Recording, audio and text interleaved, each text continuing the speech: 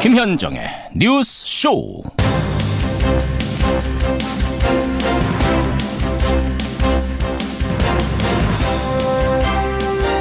오늘 아침 모스크바보다 더 춥습니다. 애청자 여러분 안녕하십니까. 현재 서울 수도권의 기온이 영하 16도고요. 러시아 모스크바의 기온이 영하 10도니까요. 모스크바보다 더 추운 아침입니다.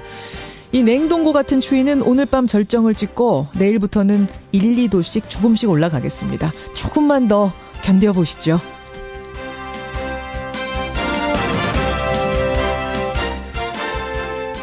더 큰 문제는요, 우리 무역에 몰려온 한파입니다. 미국의 트럼프 대통령이 우리가 수출하는 세탁기와 태양광 부품에 대해서 세이프가드, 그러니까 긴급 수입 제한 조치에 서명을 한 겁니다. 자국의 적자가 너무 심하다는 게 이유인데, 이렇게 되면 지금까지 관세 없이 수출하던 물건에 최대 50%까지 관세를 부과한다는 겁니다. 게다가 이 세이프가드가 반도체와 철강, 화학 분야까지 확대될 조짐도 있습니다. 자기들 등 따시자고 동맹국의 코트를 벗기는 이 보기 드문 무매너의 여러모로 추운 아침, 김현정의 뉴스쇼 출발합니다.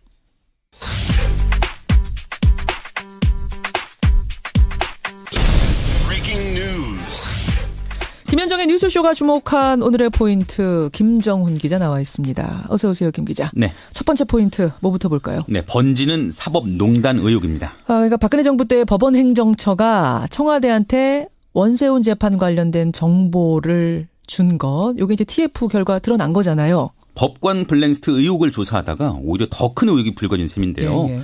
원세훈 전 국정원장의 대선 개입 사건을 두고 그 결과를 청와대가 궁금해하니까 재판 결과를 네, 법원 행정처가 재판부 의중을 파악하려 노력 중이다, 이런 메시지를 건넸다는 것이죠. 예. 또 원 전 원장의 선거 개입을 유죄로 본 2심 판결이 나오니까 우병우 당시 민정수석이 큰 불만을 표시하면서 전원합의체 회부해달라 이렇게 요구를 했고요. 실제 전원합의체 회부가 된 뒤에 원심이 파기됐습니다. 예. 그러니까 청와대하고 대법원 간에 유착 의혹이 제기될 수밖에 없는데, 파문이 확산되자 어제 13명의 대법관들은요, 재판에 관해서 그 누구로부터 연락을 받은 사실이 없다, 이런 입장을 내놓긴 했네요. 그러니까 이게 지금 국정농단을 넘어서 법원까지 정권에다 코드를 맞췄다, 이런 의혹이 논란인 거잖아요. 블랙리스트로 시작을 했는데 지금 블랙리스트보다 훨씬 더 큰 게 터져버렸어요. 맞습니다. 당시 대법원과 법원 행정처를 총괄했던 양승태 전 대법원장의 책임론이 일단 불거질 것 같고요. 예. 후폭풍도 이어질 것 같고. 그렇죠. 법원 블랙리스트 의혹에 대한 더욱 면밀한 조사가 필요하다는 이런 목소리도 커질 것 같습니다. 예. 의혹의 핵심으로 지목됐던 PC와 파일들은 여전히 조사 대상에서 빠져 있거든요. 그렇죠. 한편 김명수 대법원장은 이번 사안의 엄중함을 알고 있다면서 곧 정리된 입장을 밝히겠다, 이런 뜻을 나타냈네요. 법원은 그나마 남아있는 민주주의의 마지막 보루 아니었습니까? 네. 한 점의 의혹도 남겨서는 안 되겠습니다. 다음 포인트 가죠. 네, 들썩이는 불의 골입니다. 불의 골이 환태평양 조사인데 움직임이 심상치가 않아요. 네, 미국 알래스카 남부 해안에서 규모 7.9의 강진이 발생했습니다. 예. 현지 시간으로 어제 새벽 0시 30분쯤이었는데 주변에 쓰나미 경보도 발령됐다고 해요. 다행히 큰 위협은 없었지만요. 예. 그런데 이에 앞서서 인도네시아 자바섬 남부에서도 규모 6.4의 강진이 있었고요. 그렇죠. 일본 군마현에서는 화산이 분화해서 한 명이 숨지는가 하면 필리핀의 마연 화산도 폭발 징후가 있다고 하거든요. 지금 이게 하루 만에 다 일어난 거잖아요. 동시다발적으로. 그렇습니다. 일본, 몇 시간 인도네시아, 차례 간격으로 알래스카. 계속 이어진 현상들인데 예. 불의 고리가 이렇게 들썩들썩하는 모습이라 인근 국가들이 긴장할 수밖에 없죠. 예. 마지막 포인트 하나만 더 보죠. 네, 4강 진출을 노리는 정현입니다. 정현 오늘 몇 시예요? 11시입니다. 11시에 4강. 네, 한국 최초로 테니스 메이저대회 8강에 진출했죠. 그 정현 선수 오늘 오전에 미국의 샌드그렌과 4강 진출권을 놓고 맞붙습니다. 예. 세계 랭킹만을 두고 보면은 정현이 58위고요. 예. 샌드그렌 선수는 97위이기는 한데 97인데 지금 4강 올라온 거니까 샌드그랜도 파란을 일으키는 거잖아요. 만만치 않은 승부가 될 것 정현만큼이나. 같습니다. 예, 그 승부를 한번 지켜보시죠. 예, 11시 보겠습니다. 그리고 어제 그 베트남 박항서 감독도 파란 일으켰잖아요. 그렇죠. 예, U23 대회에서 지금 결승전까지 올라간 거죠. 네네. 우리나라는 지고 네. 박항서 감독이 이끄는 베트남은 올라가고 박항서 감독 오늘 2부에 연결하겠습니다. 김재원 기자 수고하셨습니다. 네. 안철수 대표가 신당 창당을 선언한 반대파의 태도를 원색적으로 비판했습니다. 당내 당을 만드는 창당 관련 모든 행위를 즉각 중단할 것을 요구합니다. 정작 해당 행위를 하는 사람들은 안철수 대표와 합당하다. 예, 해당 행위 그만하고 통합의 협력을 하시든지 아니면 나가셔라. 예, 국민의당 안철수 대표가 사실상 이런 최후 통첩을 보냈습니다. 그리고 그 시한을 이번 주말로 딱 못 박았습니다. 그 시한 넘기면은 어제 열려다가 멈춘 거 있죠. 징계위원회. 이거를 열겠다는 겁니다. 안철수 대표의 최후 통첩에 대해서 통합 반대파죠. 박지원 전 대표는 어떤 답을 내놓을까요? 박지원 의원 국민의당 연결해 보겠습니다. 박 의원님 안녕하세요. 안녕하세요. 어제 통합 반대파가 아니고 예. 개혁신당 창당파입니다. 그렇게 해서 근데 저쪽도 개혁신당이에요, 이름이. 우리가 하니까 따라왔더라고요. 앞에다 통합 하나 붙여가지고. 그리고 예. 안철수 대표의 최후 통첩을 예. 오늘 아침 박지원이 안철수에게 그대로 보내드립니다. 무슨 말씀이세요? 창당 통합 하지 말고 예. 하려면 나가서 해라. 우리 보고 나가라 마라 최후 통첩하지 말아라. 통합하고 싶으면 그쪽이 나가셔라. 시한은 이번 주입니까? 네, 그렇습니다. 똑같이 되돌려서 최후 통첩하겠다. 지금 이 말씀. 할 말을 해야지. 예. 안철수 대표가 무슨 자격이 있어서 그런 얘기를 합니까? 안철수 대표가 대표시니까 그런 말씀 하시는 건 아니에요?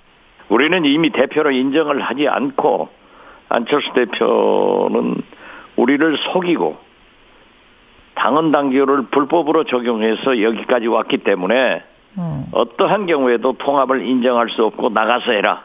예. 그렇게 얘기합니다. 예, 물론 지금 통합을 추진하는 안철수 대표 측에서는 불법적인 행위 한 거 아무것도 없다. 우린 다 적법하게 해왔다고 하지만 지금 이제 박지원 전 대표 그것이 안철수의 한계인 것입니다. 그것이 한계라고요? 그건 무슨 말씀이실까요?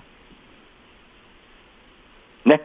그것이 한계라는 말씀은 어떤 부분을 말씀하시는 걸까요? 모든 의원총회에 와서 예. 통합의 통짜도 꺼내지 않고 예. 연합연대 하자. 이렇게 해서 의결을 했습니다. 예. 그리고 저를 포함한 중진들에게도 의원들에게도 예. 쭉 계속 그런 얘기를 하다가 어느 날 불쑥 통합을 선언하고 예. 또 당무회의는 불법으로 소집해서 가결을 하고 전당원 투표는 당헌 당규를 무시해서 자행했고 예. 이런 것들이 잘못이죠. 그것이 한계다. 그러고도 불법 아니라고 하는 게 한계다. 지금 그 말씀을 하신 건데. 그렇죠. 근데 내로남불이죠. 내로남불입니까? 예, 내가 하면 로맨스, 남이 하면 블루, 내로남불이다. 근데요, 박 의원님, 어쨌든 지금 당에서 권력을 쥐고 있는 건 안철수 대표 아니겠습니까? 안철수 그러니까 대표. 박정희 전두환식 독재 정치를 하고 있는 거죠. 그렇게까지. 어쨌든 이번 주까지 최후 통첩을 해 놓은 상태입니다. 그 반대하시는 분들, 통합 반대하시는 분들이 안 나가시면, 개혁신당 분들 안 나가시면 징계위원회 열어서 제명까지도 제명은 아니겠군요. 제명하면 이거 비례대표 분들이 좋아하시니까 제명은 아니고 아마 당원권 정지가 내려질 것 같습니다. 제 생각에는. 그렇게 되면 당대표는 긴급한 사항에 대해서 당무회의를 열어서 당원권 정지를 할 수 있는 권한이 있습니다. 예. 그러나 그러한 것은 자기들이 먼저 했기 때문에 징계를 하려면 셀프 징계를 해야지 멀쩡하게 당을 지키자. 예. 그렇지 않으면 우리는 개혁신당을 창당하겠다는 사람들에게 정당법상 신당 추진위원회를 구성하는 것은 당적을 가지고 할 수 있습니다. 그러나 창당을 하면은 이중당적이 허용하지 안 하는 거예요. 예. 그 자체도 모르는 그런 무지한 사람들이 그러한 얘기를 하는 것은 막무가내다. 예. 도저히 안철수 정치, 새 정치는 헌정치로, 후정치로 타락했다. 이렇게밖에 볼 수 없습니다. 그러면 이번에 당무위원회 열어서 당원권 정지라는 징계를 만약 내린다면 주말까지 이제 시한을 박았으니까요. 그때는 아니 어제 당무회의에서 하겠다고 했잖아요. 그랬다가 왜 미룬 못했습니까? 여론이 나쁘니까 못했죠. 이제 주말까지 그거 해라 공갈 치는데 그 공갈 협박에 넘어갈 박지원이 아닙니다. 저는 그런 징계를 해주면 대단히 감사하다고 말씀드립니다. 대단히 또 감사하실 것까지는 뭘까요? 감사하죠. 왜요? 나쁜 사람들이 좋은 정치하라고 나가서 하라고 하면 해야죠.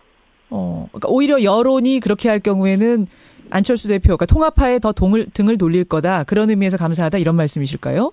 그렇죠. 안철수의 나쁜 정치가 좋은 정치를 마치 그레샴 로처럼 구축하는 거죠. 알겠습니다. 쫓아내는 거죠. 근데 이제 어제 안철수 대표는 이런 말씀했습니다. 박지원 전 대표를 직접 언급하면서 박지원 의원이 국민의당 입당 선언문 둘째 줄에 보면 합리적 진보와 개혁적 보수 세력의 결집을 통해 약자의 눈물을 닦는 민생 정치를 구현한다라고 나왔는데 진짜 이런 입당 선언문에 있는 통합 정치를 실현했는지 묻고 싶다. 오히려 정치적 입지를 위해서 호남을 지금 고립시키고 있는 것 아니냐. 이렇게 지적하시더라고요. 안철수야말로 호남의 배신자죠. 대통령 후보로 나왔을 때는 호남을 기반으로 해서 하겠다. 예. DJ의 정책 이념을 계승하겠다. 나중에는 국민의당 자체가 DJ라고 그랬습니다. 그렇게 하고 와서 이제 와서 유승민과 손잡고 제 일성이 뭐였습니까? 유승민의. 햇볕 정책을 폐기하라. 탈호남하라 했습니다. 그 부분에 대해서는 뒤에 좀 수정을 하시긴 했습니다. 그 언급에 대해서는. 아니 말해놓고 이미 던져놓고 이제 호남을 달래기 위해서 수정하는 것은 뭐가 진심입니까? 뭐가 진심이겠는가. 첫 일성. 그분들의 기조는 그게 깔려 있는 거예요. 그렇기 때문에 어제 광주에 방문해서 얼마나 냉대를 받았습니까? 유승민 안철수 두 대표 말씀하시는 거죠. 어제 그 두 대표가 가서 광주 방문한 것에 대해서 여론조사 좀 해보셨어요? 어제 갔는데 여론조사 할 필요도 없고, 르포 기사를 보더라도 냉랭했습니다. 물론, 유승민 대표는 처음 오신 분이기 때문에, TV에서 봤다. 이런 좀 환대도 있었던 것 같은데, 안 선생은 어디 갔냐? 안 선생? 안철수 대표 말씀하시는 거예요? 예. 안 선생은 왜 광주 갔으면 광주에 있어야지. 같이 못 돌아다녀요. 같이 못 돌아다녀요. 못 돌아다녔으니까 양동시장에 유승민 대표 혼자 갔죠. 여론이 그 정도로 싸늘하다 지금 그 말씀하시는 거예요. 근데 국민의당 일부 당원들 이 박지원이가 대구시장에 가면은 엄청난 환대를 받습니다. 알겠습니다. 근데 국민의당의 일부 당원들이 박지원 의원 정계 은퇴를 요구하는 기자회견 같은 거 열었더라고요. 그건 여기서 대변인이 무슨 소리 하니까. 광주 어떤 의원 보좌관이 시켜서 몇십 명 동원해가지고 하고 전라남도에서는 사무처장 안철수 직계가 내려가서 그거 하려다가 쫓겨나고 그랬어요. 그걸 가지고 그러면 안철수 정계 은퇴하라. 우리 국회의원들이 하는 소리는 안 들리고 동원해서 20, 30명 하는 것은 들리는 그런 녹한 뉴스가 돼서는 안 되죠. 알겠습니다. 박 의원님 아주 솔직하게 좀 말해보죠. 안 대표가 지금 통합 반대판을 나가라고 요구하려면 최소한의 성의, 즉 비례대표 의원들, 비례의원들 의원직 유지하고 나갈 수 있도록 그런 출당의 조치, 합의이혼이라고 표현들 하더라고요. 그 정도 전제, 그 정도 성의는 보여야 한다고 보시는 겁니까? 합의이혼이라고 하면은 좀 기분 안 좋은 용어고요. 합의 분당하는 게 좋겠죠. 그것엔 동의하세요. 그리고 성의 여부를 따질 게 아니라 우리는 2월 4일 전당대회를 저지할 것입니다.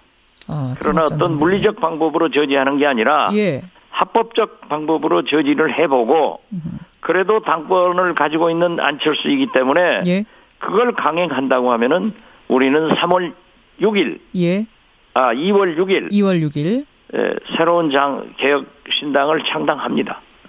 그러면은 이대로 국민의당에 남아 있으면서 또 당은 창당하는 이런 형식이 잘 상상이 안 되네요.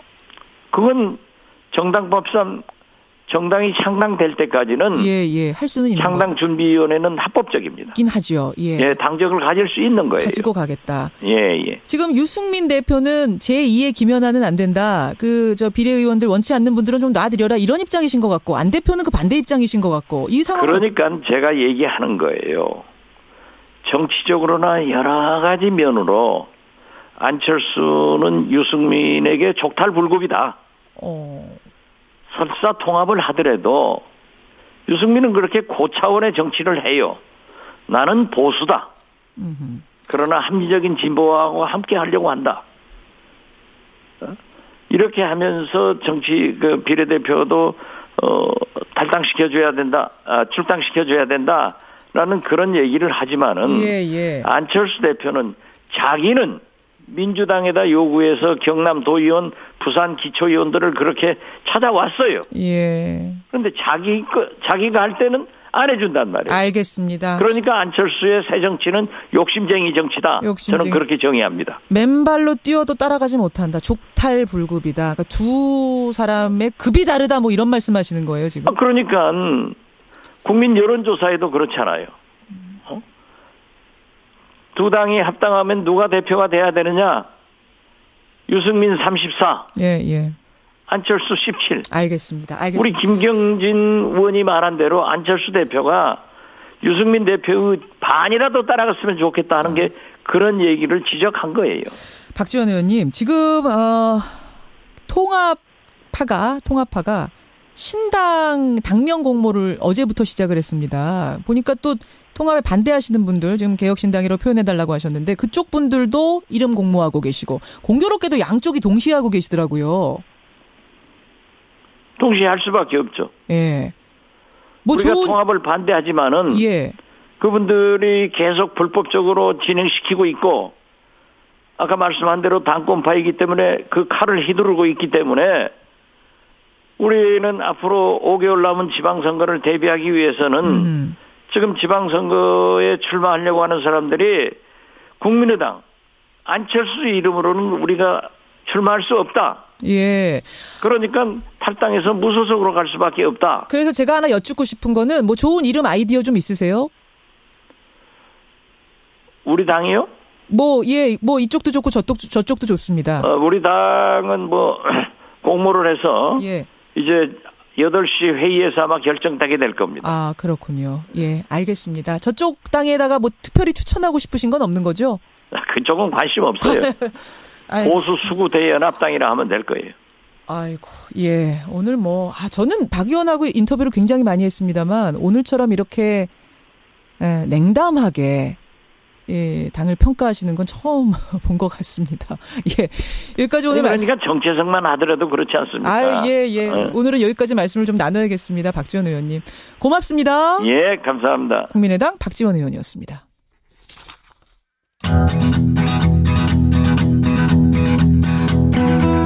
김현정의 뉴스쇼는 청취자 여러분의 참여로 이루어집니다. 트위터, 페이스북, 레인보우 게시판, 그리고 단문 50원, 장문 100원의 유료 문자 샵 1212, 우물정 1212 통해 참여하실 수 있습니다.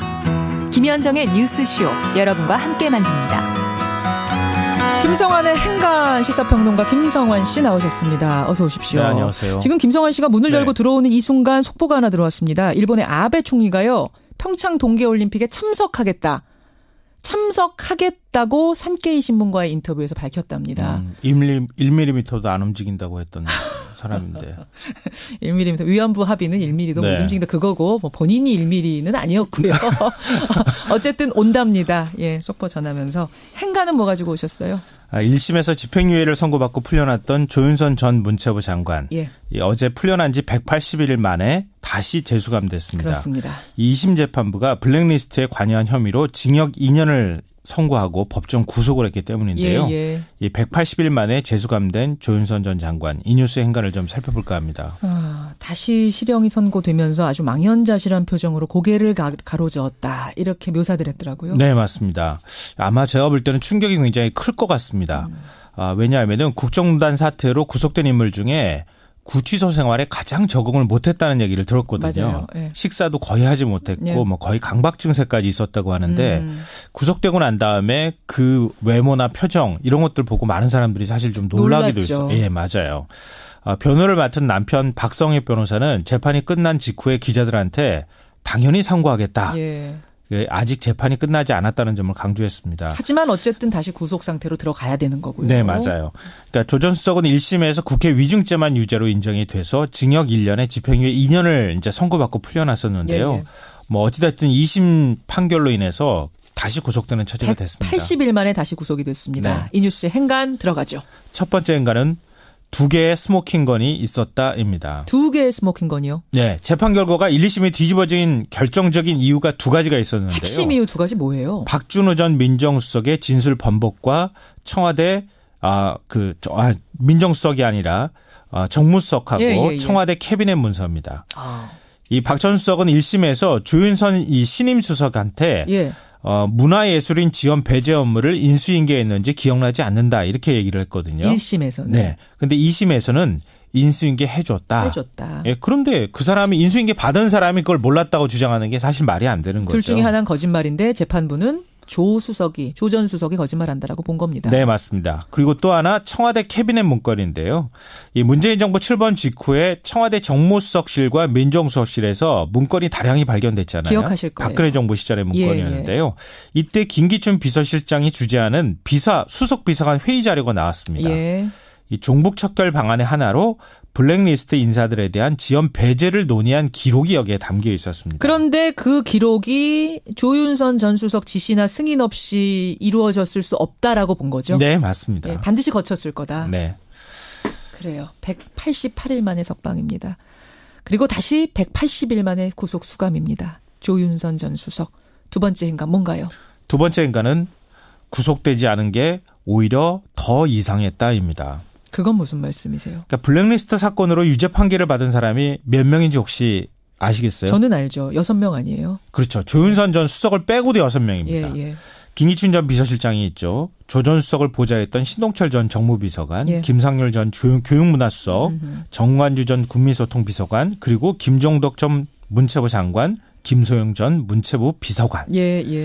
대통령 비서실장부터 정무, 교육문화, 국민소통수석 그리고 문체부까지 전부 모든 사람들이 개선에 있었던 사람들은 다 유죄 판결을 받았어요. 보세요. 그러니까 보고 라인을 쭉 따라가지고 다 유죄 판결을 받았는데 사실은 조윤선 전 수석, 조윤선 전 장관만 쏙 빠져 있는 모양이 더 이상했다 이 말씀이시죠. 그러니까 방금 전에 말씀하셨는데요. 정무수석을 하고 문체부 장관까지 한 사람이 나는 블랙리스트 모릅니다 이렇게 얘기한 게 1심에서는 받아들여졌다는 거예요. 그렇죠. 그러니까 그게 조 전 수석이 나는 왕따였어요. 나는 무능력했어요. 또 뭐 국회 가서 말했다고 하는 것처럼 100번 1000번 물어도 블랙리스트 몰라요. 이렇게 주장을 했는데 이 말을 누가 믿겠습니까? 사실은. 100번 1000번 모른다고 했다가 마지막에는 봤던 걸로는 판단됩니다. 말을 바꾸긴 했잖아요.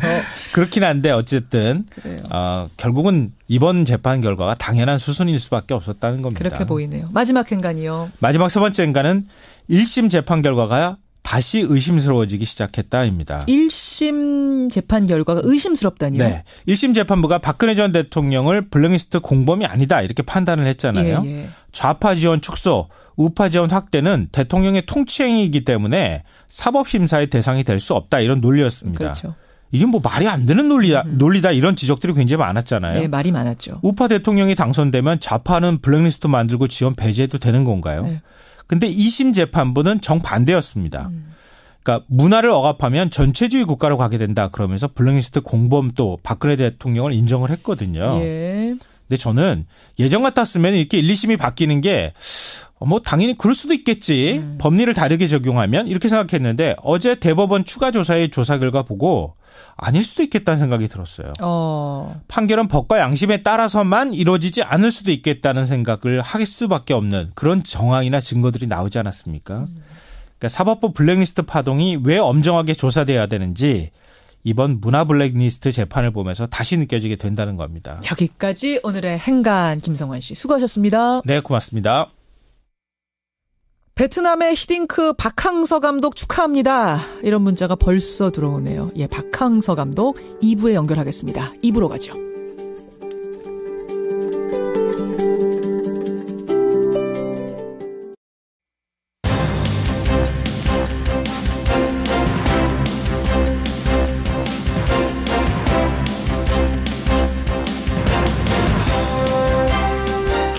뉴스쇼 2부 출발합니다.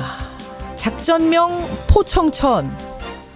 전 이 얘기 듣고 드라마로 봤던 판관 포청천이 무슨 영화로 재개봉을 하는가? 이런 줄 알았습니다. 근데 알고 보니까요. MB정부 국정원에서 야당 정치인들하고 언론인들 사찰하면서 그 작전명을 포청천 이렇게 붙였답니다. 이 기막힌 이야기를 제보받은 분 민병두 의원 오늘 첫 순서로 연결을 해보죠.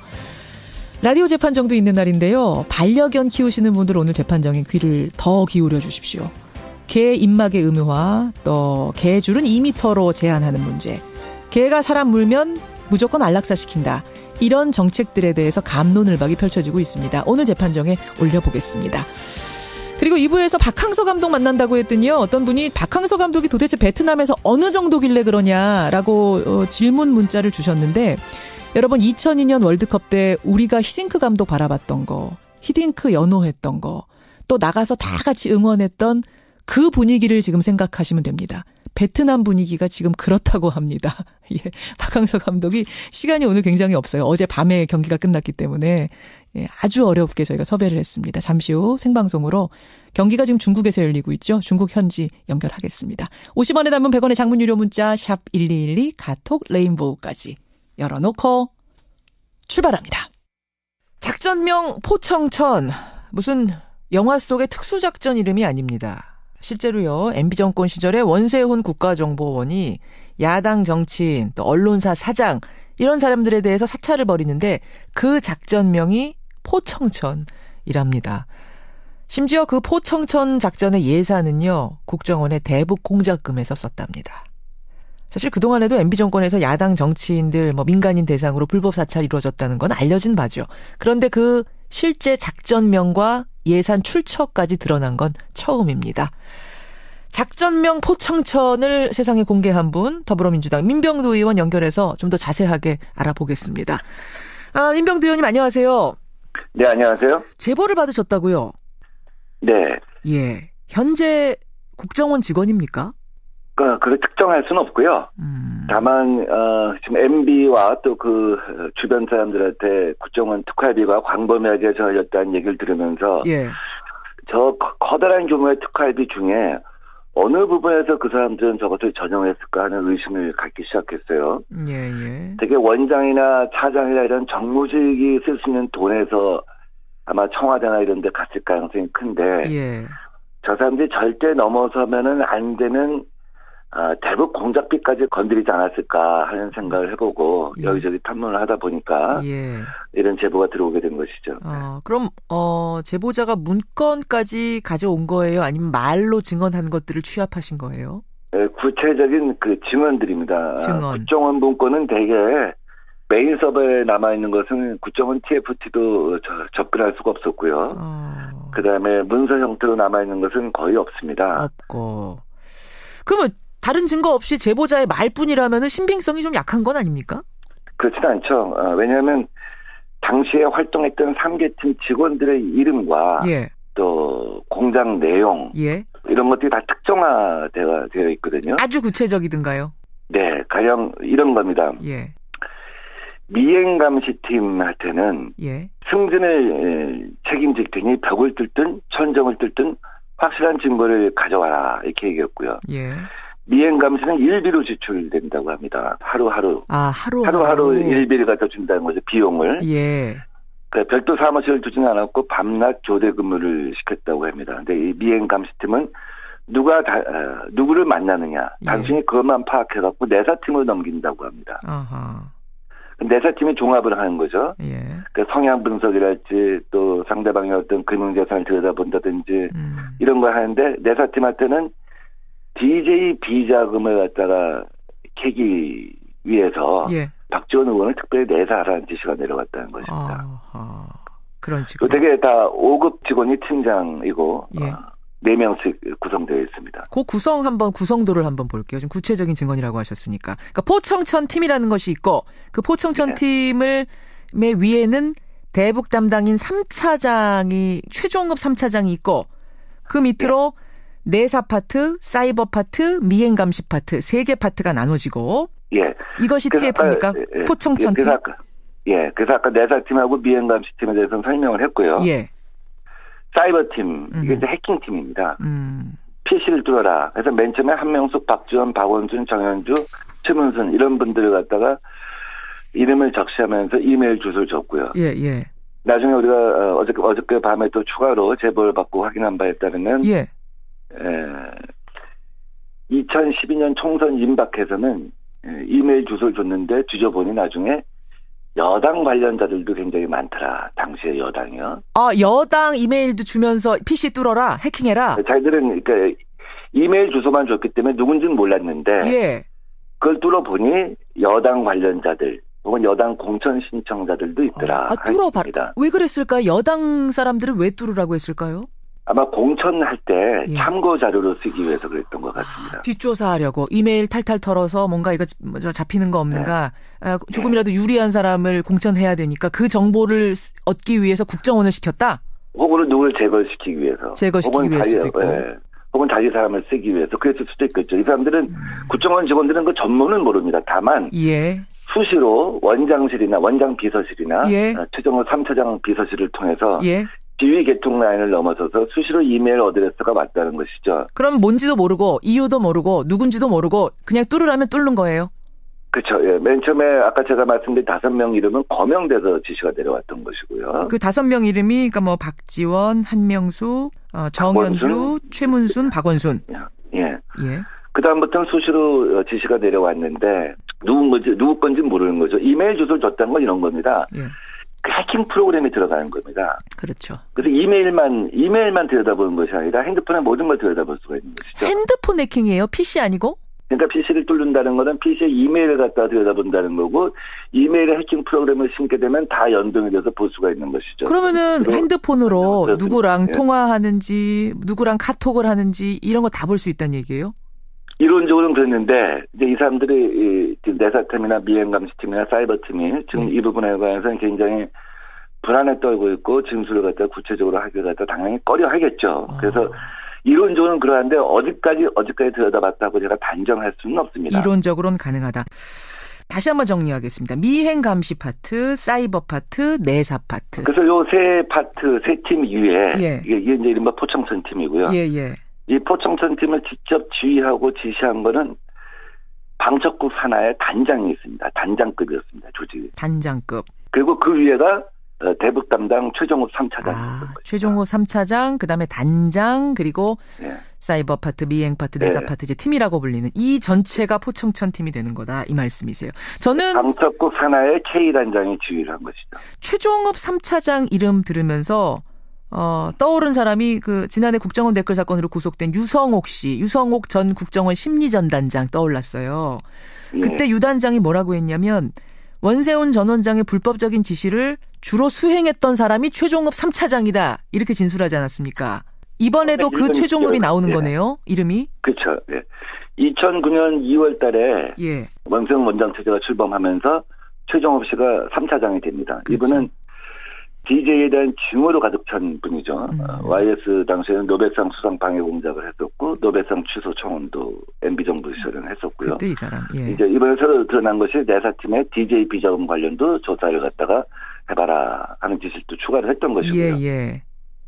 그래서 이 대북 담당 최종욱 3차장이 방첩국에 K단장을 통해서 직접 지시를 하는데 국정원은 국 밑에 단이고 단 밑에 처입니다. 직급 체제가. 근데 그 밑에 있던 처장은 이거 심각한 문제점이 있다. 대북 공작금까지 있어서 이런 일을 하는 거에 대해서는 자기는 동의할 수가 없다. 나한테는 보고하지 마라. 나는 모르겠다까지 얘기를 했다고 합니다.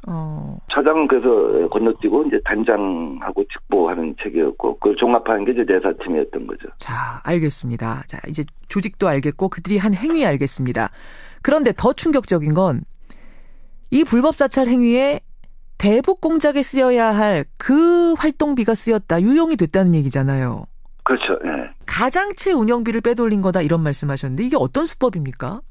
대북 공작국에 가장체 운영 자금이라고 하는 것이 있다는 거죠. 그게 뭐 가장체가 뭐예요? 가장이라고 하는 것은 무엇을 가장한다는 뜻 아니겠습니까? 그렇죠. 가장 뭐 회사 형태로 만들어서 운영할 수도 있겠죠. 사무실을. 아까 국정원이라는 곳이 사실 국정원 직원들 중에 국정원이라고 쓴 명함 들고 다니는 사람 아무도 없잖아요. 그 수출 회사처럼 예. 이렇게 위장을 할 겁니다. 그래서 그 가장체라고 하고 가장체 운영자금이라고 하는 것이 배정이 되어 있습니다. 예. 그러니까 이게 무엇을 가장한다는 의미죠. 국정원에서 정보 활동을 하기 위해서 필요한 가장체라는 걸 만드는데 거기에 이제 운영자금이 있겠죠. 예, 이 가장체 운영자금이 매년 부용이 되고 있는 규모가 상당하다고 하는 것을 최종욱 3차장이 파악을 합니다. 굉장히 많은 가장체들이. 예. 거기에 할당된 자금 중에 불용. 예, 불용 처리되면 이제 미집행하고 그다음에 또 서류 예산을 갖다 받아서 하는데 예. 이 가장체 운영자금은 이제 빼돌려야겠다는 생각을 한 것이죠. 불용 자금들 안 쓰고 넘어가는 그 자금들을 예. 빼돌려야겠구나 반납하지 말고 이 생각을 했다는 거군요. 예. 그래서 바로 국내 정치 사찰에 이 예산 항목을 전용하면 예. 여러 가지 문제가 있을 수 있지 않겠습니까? 그렇죠. 내부에 예산 관이랄지 여러 가지 또 스크린하고 거쳐야 할 통로가 많기 때문에. 예. 그래서 이 불용되고 남은 돈을 유력 정치인 해외 비자금 은닉 실태 조사라고 하는 제목으로 지정을 합니다. 그러면 유력 정치인 해외 비자금 은닉 실태 조사 이렇게 놓으면 마치 무슨 프로젝트 같아요. 국정원에서 볼 때는 북한하고 연계된 정치인을 갖다 조사하는 것처럼 비춰질 수도 있지 않습니까? 예. 그럴 수 있네요. 조금 알리바이 같은 걸 만들어 놓는 거죠. 말하자면 항목의 용도 세탁을 한 거죠. 이해가 되네요. 그렇게 해가지고 그 항목을 그렇게 빼돌린 다음에 실제로 하는 일은 우리 유력 정치인들, 우리 언론인들 사찰에 썼다. 이제 다 이해가 될 것 같죠. 이해가 됩니다. 그렇게 되는 거군요. 그러면 결국 이 불법 행위가 어디서부터 내려진 지시냐, 그러니까 누구까지 개입한 거냐, 이것도 밝혀야 될 텐데 지금 말씀하신 구성도에 의하면 제일 위에 3차장이 있었어요. 그 위에 더 있습니까? 저희가 제보를 받은 바에 따르면 이 사람들은 때로는 그 처장을 무시하고 단장한테 보고를 했고 또 자기들이 차장실과 원장 비서실을 통해서 지시를 받았다는 거거든요. 어떤 때는 직접적으로. 원장 비서실을 통한 직통 지시도 있었다? 이 이메일 뚫어라라는? 예. 차장이 이런 공작을 갖다가 직접 구성을 하고 지시를 갖다가 단독으로 했을 거라고 보지는 않고요. 그렇죠. 상식적으로. 예, 직접적으로 이 사람들은 사실 MB의 국정원 체제 갖다 완성하는데 굉장히 중요한 구성 요소였거든요. 최종욱 3차장은. 그렇죠. 그렇다고 한다면 원장의 지시를 받아서 자행된 공작이었고 당연히 대통령한테도 이것이 보고되었을 것이다 이렇게 생각하는 것이죠. 아까 제가 말씀드렸잖아요. 국정원 댓글 사건으로 구속된 그 유성옥 단장도 원세훈 전 원장의 불법적인 지시가 최종욱 3차장에게 주로 내려왔다라고 얘기했고, 아시다시피 원세훈 전 원장은 MB의 가장 최측근이었고 결국은 MB에서부터 내려온 것이 아닌가라는 합리적인 의심을 하게 되네요. 예, 그러니까 국정원에는 그 차장이 새로 수립한 계획이나 공작에 대해서는 대통령한테 직접 보고를 한다고 합니다. 그래서 이 업무에 대해서 MB한테까지 보고가 됐을 것이다. 저희들은 이렇게 보고 있는 것이죠. 결국 검찰도 포청천은 못 밝혀냈던 거고 TF도 못 밝혀냈던 바로 그 지점 포청천 작전을 제보를 통해서 민 의원이 지금 파악을 하신 건데요. 이거를 다시 수사할 수 있는 겁니까? 이대로 그냥 덮고 넘어가는 겁니까? 어떻게 돼야 돼요?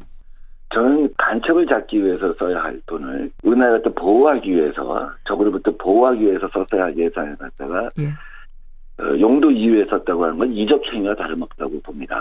저걸 이롭게 하는 행위라고 보거든요. 이것은 범죄가 중하기 때문에 공소시효가 남아있다고 보고, 그렇기 때문에 지금 MB와 관련된 특활비도 계속 조사하고 있는 거 아니겠습니까? 그렇죠. 그래서 이 부분에 대해서는 성역 없이 MB가 만약에 최종적인 지시자라고 한다면 거기까지 조사를 갖다 해야 한다고 저는 생각합니다. 예, 국정원의 불법 사찰과 이 업무 비용 유용 문제, 이 실마리는 민 의원이 여기까지 던졌습니다. 앞으로 수사기관의 역할이 상당히 중요해지겠다 생각이 들고요. 우리도 지치지 말고 따라가야겠다 이런 생각 듭니다. 민병두 의원님, 사실 지금 서울시장 출마를 준비하고 계셔서 오늘 제가 그 얘기도 몇 개 여쭙고 싶었는데 워낙 중요한 얘기들을 좀 많이 하다 보니까 시간이 많이 갔네요. 다시 한번 따로 모시도록 하겠습니다. 네, 감사합니다. 고맙습니다. 더불어민주당 민병두 의원이었습니다.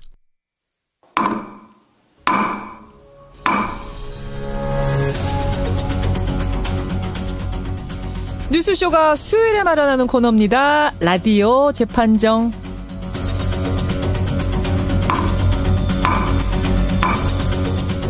논란이 되고 있는 이슈나 인물을 저희가 스튜디오 재판정 위에 올려놓으면요. 여러분 양측 변호 들으시면서 배심원 자격으로 판결을 내려주시면 되는 거죠. 오늘도 두 분 모셨습니다. 자칭 수락관 상공 노영희 변호사님 어서 오세요. 예, 오늘 너무 추우시죠. 훈훈한 이야기와 시원한 논리가 항상 가득 차려집니다. 따뜻한 수락관으로 빨리 모이세요. 어떻게 하면 좋아요? 이거 어떻게 받아야 될지 모르겠어요. 못 받겠다. 못 받겠다.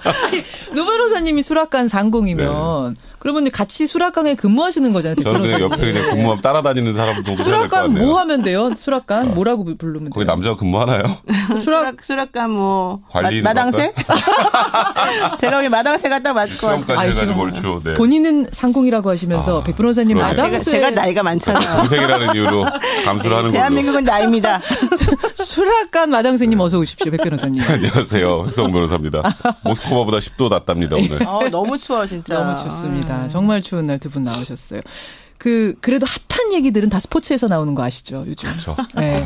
그럼요. 오늘 정현 선수 오후 11시입니까? 오전 11시입니까? 문자 왔는데 네. 오전 11시고요. 테니스는. 제가 그것 때문에 복장이 편한 복장입니다. 오늘 테니스장으로 바로 가실 아니 복장. 오후에 정현 선수의 오늘 8강전 때문에 네. 방송이 하나 킬이 돼서 그래서 오늘 편하게 있다가 집에 가서 좀 준비하고 다시 나가도 되는. 예, 그런가 하면 박항서 감독은 잠시 후에 연결해요. 네. 두 분이 아까 어디 있어요 물어보셔서 제가 중국이라고 답하는 게 잠깐 온에어 탔습니다만 예, 중국 박항서 감독 연결합니다. 야, 뜨거운 현장들. 그런가 하면 어제는 법정이 뜨거웠습니다. 네, 그렇죠. 조윤선 전 장관, 조윤선 전 수석 2심이었는데 결국 다시 들어갔네요. 네. 조윤선 장관 같은 경우 이제 180일 만에 다시 법정 구속이 됐죠. 예.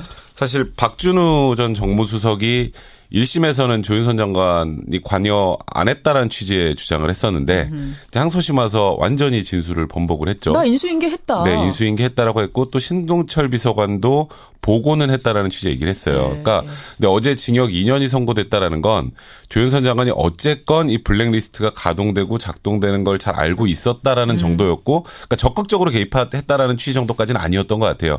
2년이라고. 네, 그래서 이제 법정 구속에 징역 2년이 선고가 됐고요. 예. 사실 또 이 박준우 수석의 얘기도 그렇지만 청와대 캐비넷에 나왔던 문건의 증거 능력이 굉장히 또 중요한 부분이었는데 이게 대통령 기록물 관리법 위반이면 위법한 증거는 증거를 못 쓰니까 굉장히 유력한 내용이었는데 증거를 쓸 수 있느냐 문제가 됐었는데 과거의 NLL 대화록도 그렇고 사본은 대통령 기록물 관리법 위반이 아니다라는 그렇죠. 그 내용 때문에 법원에서 이제 그 부분의 증거 능력을 인정을 했고요. 또 김기춘 실장 같은 경우에는 1년이 늘었죠. 1심보다. 네, 1심에 3년이었는데 4년 항소심에 4년이 되는데요. 이제 문체부 1급 공무원 강제 면직과 관련해서 이렇게 얘기를 했어요. 1급 공무원을 면직을 할 때는 객관적이고 합리적 이유가 있어야 되는데 이곳에선 객관적 합리적 이유가 아니라 블랙리스트 작동에 소극적이었던 장관을 지지한다는 이유로 그래서 면직했다는 건 합리적 이유가 아니다. 그런 취지로 어제 그런 판단이 나왔죠. 그래요. 말씀을 다 하셔가지고 할 게 없어요. 하지 마세요. 지금 뒤에 오늘 재판정 내용이 길기 때문에 안 하셔도 되고 자 오늘 재판정 주제 들어가겠습니다. 너무합니다. 저 뒤에 MB 얘기도 하시는 거고. 됐거든요. 재판정 지금 기다리시는 분이 많아서요. 오늘 주제 들어가겠습니다. 오늘 굉장히 뜨거운 주제예요. 오늘 변론 펼칠 주제는 먼저 시민들 목소리로 확인하시죠. 걔가 한 번 사람을 물었던 개는 반드시 또다시 물어. 나는 안락사 시키는 게 좋다고 생각해. 그 남포콘 개들은 이 사람 곁에다 둘 수가 없지. 조그마한 강아지도 무서워하는 사람들이 있는데 40cm 정도면 충분히 위협적인 크기일 수도 있기 때문에 입마개를 하는 거는 괜찮다고 생각을 해요. 입장 바꿔서 사람한테 입마개보다 아니면 너무한 거라고 생각해요. 개보다는 보호자에 대한 처벌이 더 필요하지 않나. 어떻게 보면 사람도 동물이고 개도 동물인데 그럼 사람을 죽이는 거랑 같은 의미라고 생각해요. 들으셨어요. 시민들의 얘기들. 그러니까 정부가 발표한 반려견 안전관리 대책 여기에 대해서 이건 안전을 위한 고육책이다. 아니다. 부작용만 나을 거다. 이 부분이 지금 갑론을박이 뜨거운 겁니다. 오늘 재판정에 이 주제 한번 올려보겠습니다. 사실은 지난번에 가수 최시원 씨네 개가 사람 물어서 그분이 돌아가셨죠. 그 사건 때 잠깐 재판정에 올리긴 했어요. 이 개를 안락사 시켜야 되느냐 마느냐 이것만 가지고 올렸었는데 이번에는 실제로 정부가 구체적인 정책을 내놓은 겁니다. 그래서 다시 한번 재판정에 올리는 건데 노 변호사님 네네. 어떤 대책을 내놨죠?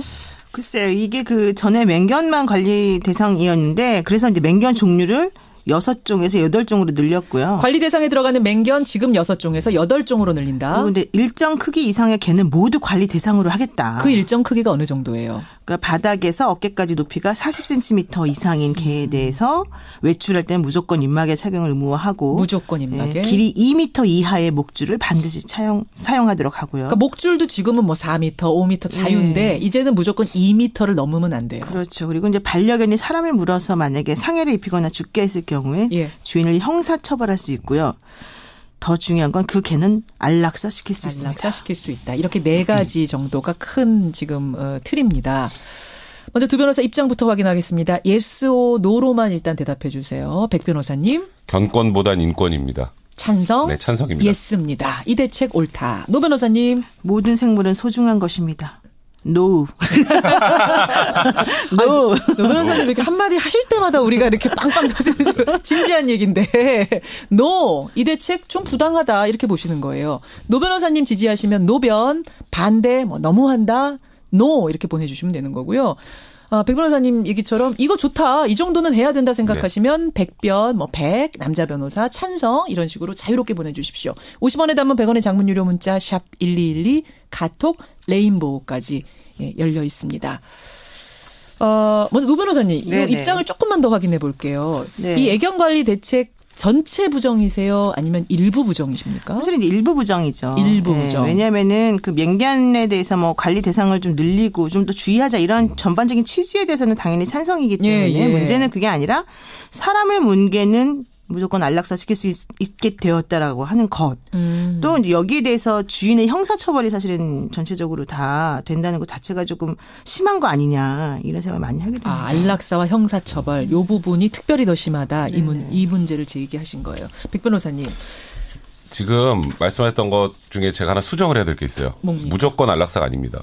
무조건은 아닙니까? 그러니까 네, 무조건 사람을 문 개를 무조건 안락사시킨다면 저도 반대를 하겠죠.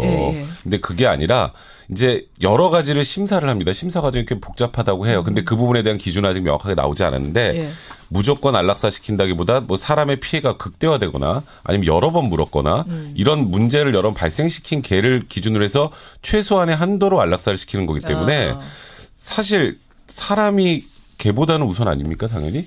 사람을 그렇게 물고 얼마 전에 최시원 씨의 그 프렌치 불독이 한일관 그 주인을 물어서 사망한 경우도 있었고 또 며칠 전입니다. 원주에서도 또 프렌치 불독이 행인 3명을 물어서 중상을 입힌 적도 있었고요. 근데 그런데 그 개를 계속 방치하고 돌아다닐 수 있게 만드는 건 피해자 가족 입장을 너무 고려하지 않은 거라는 생각이 좀 들어요. 그러니까 무조건 안락사 아니고 경우에 따라 골라하는 안락사인데 그게 뭐가 문제냐 이 말씀이고 그 반려견 주인에 대한 형사처벌은 어떻게 생각하세요? 그것도 찬성이세요? 일단 지금도 일정한 한도에서는 형사처벌이 됩니다.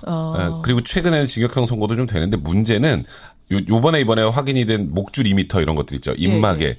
옛날에는 이런 규정 자체가 좀 미비했기 때문에 어디까지가 과실이지? 가 애매했어요. 근데 이제는 이 기준을 주어쥐고 그다음에 이제 이 기준에 위반해서 사람 물면 주인도 형사처벌하겠다. 이거는 보통 얘기하는 관리하는 예뻐만 할 게 아니라 다른 사람의 피해를 안 주는 것 역시 의무를 부과해 주는 거기 때문에 이 부분도 당연히 필요하다는 생각이 듭니다. 자, 지금 반려견 키우는 분들이 문자 많이 주세요. 이분들의 이 논리가 아마 노변님한테는 큰 변론이죠. 저 논리가 될 것 같은데 소개하겠습니다. 신경수님. 최고, 그러니까 바닥에서부터 그 개 어깨까지의 높이가 40cm 이상이면 무조건 입마개를 해라. 이건 무조건이죠. 그렇죠. 외출 시 무조건 입마개. 이거 참 책상에서 펜만 굴리는 사람들이 만든 법입니다. 모든 40cm 이상의 개를 잠재적 사고견으로 치부하지 말아주세요.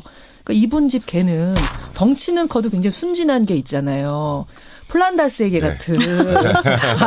제가 요새 플란다스의 얘기를 많이 하는데 그런 순수한 눈망울의 개인데 개까지 왜 다 입마개를 채워야 되느냐 이 얘기를 신경수님이 하시는 거예요. 네, 그게 지금 하태경 의원님 말한 것하고 똑같은 얘기인데요.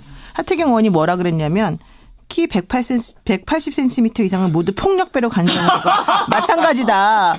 아니 개가 40cm 크면 41cm 되면 입마개 해야 되고 39cm면 안 내도 되냐. 말이 되냐. 어제는 하고 오늘은 안 하냐. 이런 얘기입니다. 180 안 넘으세요? 180 넘습니다. 넘으시죠? 넘어요? 그렇게 안 커 보이는데? 81.5입니다. 정확하게. 그렇게 안 커 보여요. 솔직히 다시 해봐요. 진짜 저 신청 입마개를 하셔야 되는 거예요. 지금 그러니까. 근데 지금 그렇게 비유하니까 굉장히 설득력 있게 느껴지긴 하지만, 그러니까 이제 보통 보면 아무리 순해 보여도 순한 개도 사람을 아예 안 무는 건 아니에요. 그렇게 단정하시면 안 돼요. 그러니까 이 논의의 출발점이 우리 집 개는 사람 안 물어요. 에서 출발이 되는 거거든요. 아무리 눈망울이 순수하고 예뻐 보이고 순한 강아지여도 물 수 있어요. 그러면 개도. 그리고 이제 제가 예를 들어서 아파트에서 엘리베이터를 탔는데 이제 강아지 개를 데리고 나오시는 분들은 화물칸으로 따로 타고 내려오시거든요. 근데 이쪽 엘리베이터 고장 난 날 제가 같이 탄 적이 있었는데 너무 순한데 큰 개를 본 거예요.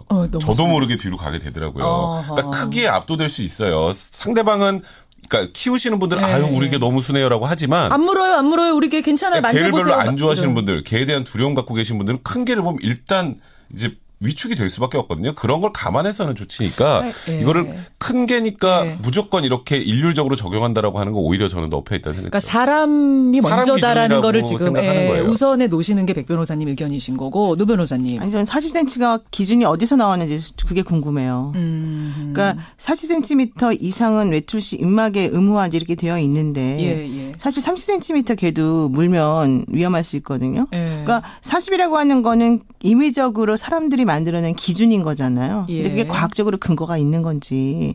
그렇다면 잠재적으로 위험한 모든 동물에 대해서 조치를 취하는 이런 식의 조치를 할 수밖에 없어요. 사실은 말하자면은. 왜 개만 차별하느냐.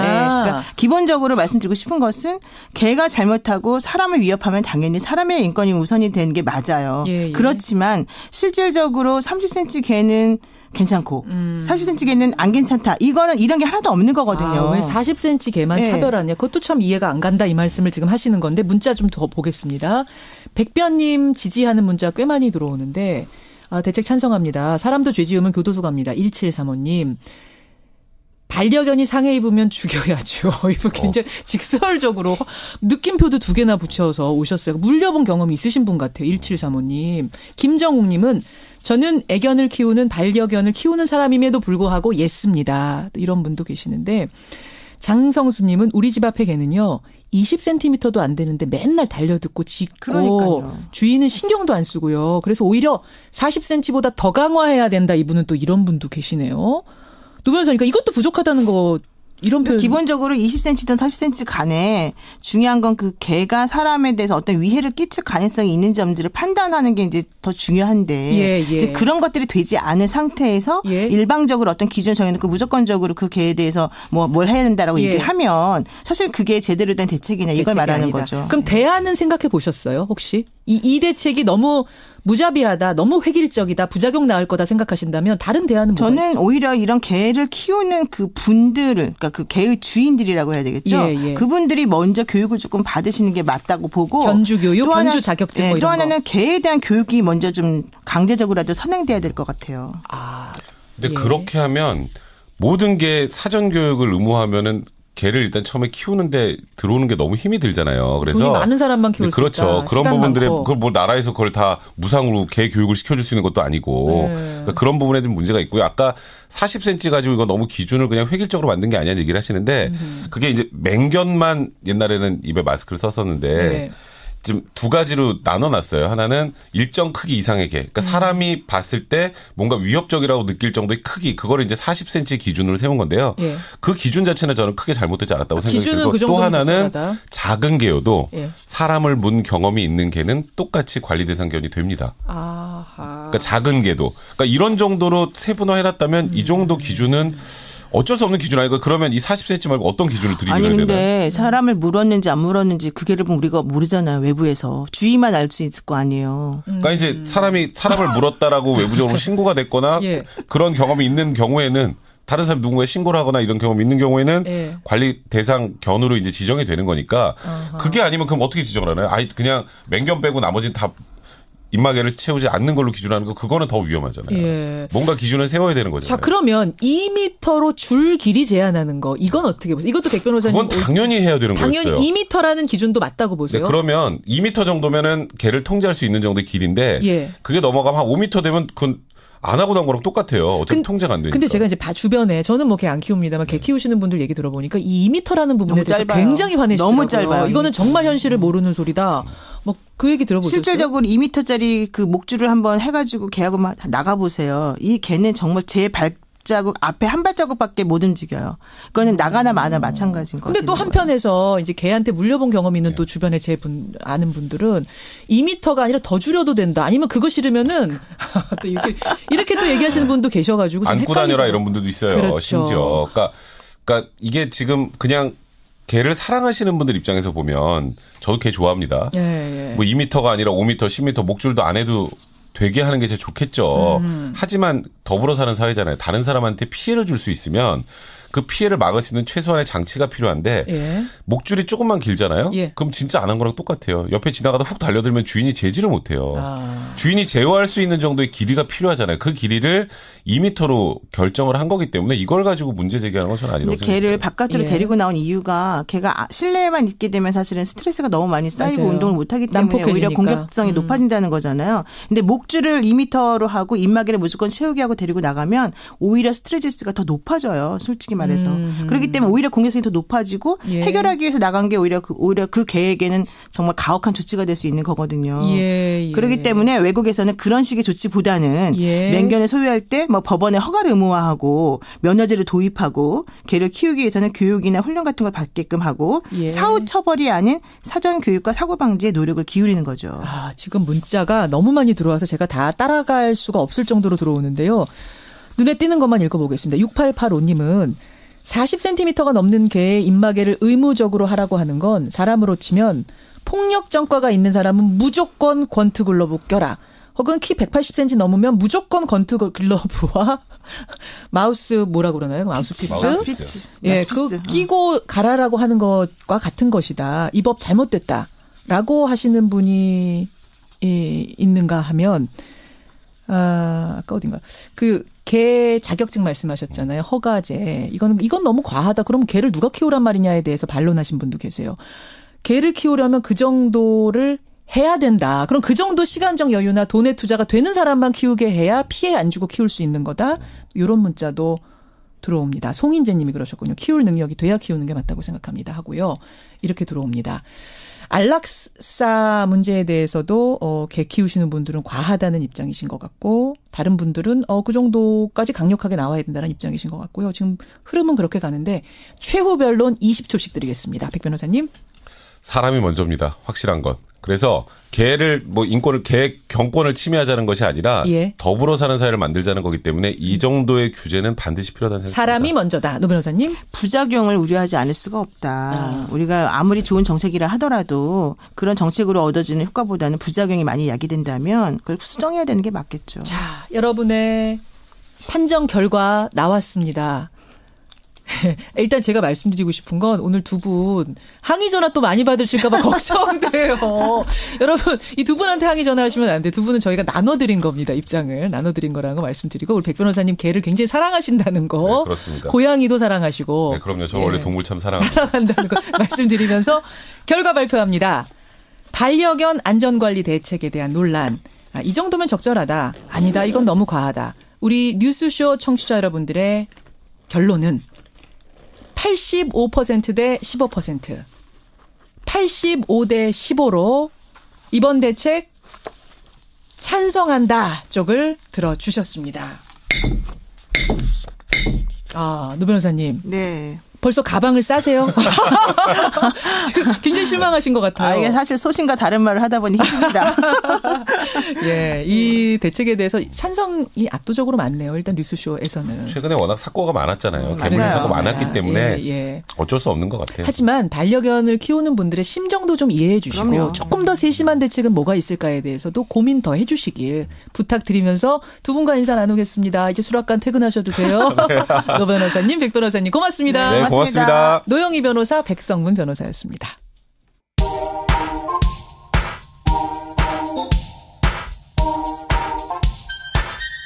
김현정의 뉴스쇼 CBS 라디오와 함께하고 계십니다.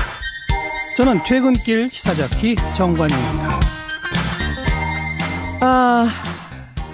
이 반려견 안전관리 대책에 대해서는 굉장히 뜨겁네요. 여러분들의 관심이 높습니다. 특히 반려견 키울 사람들에 대해서는 교육 먼저 선행하게 하자, 자격증 같은 거 주자, 여기에 대해서도 찬성 의견 꽤 많이 들어오기도 하고요. 또 아니다라는 의견도 있고 팽팽합니다. 좀 보내주시고요.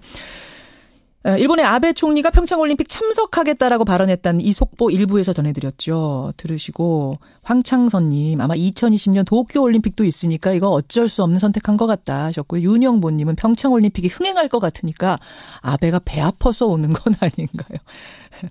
예, 이런 문자도 주셨습니다.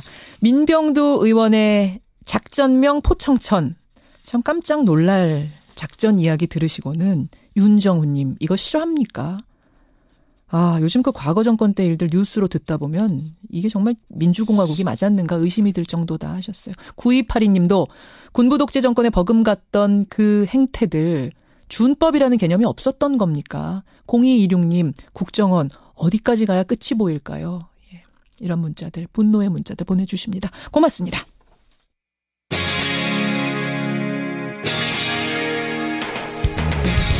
여러분께서는 지금 CBS 라디오 김현정의 뉴스쇼를 함께하고 계십니다.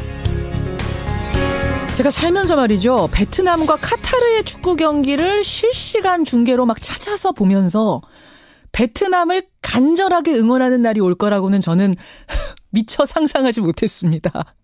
근데 어제 아마 우리나라의 많은 국민들이 저 같으셨을 거예요.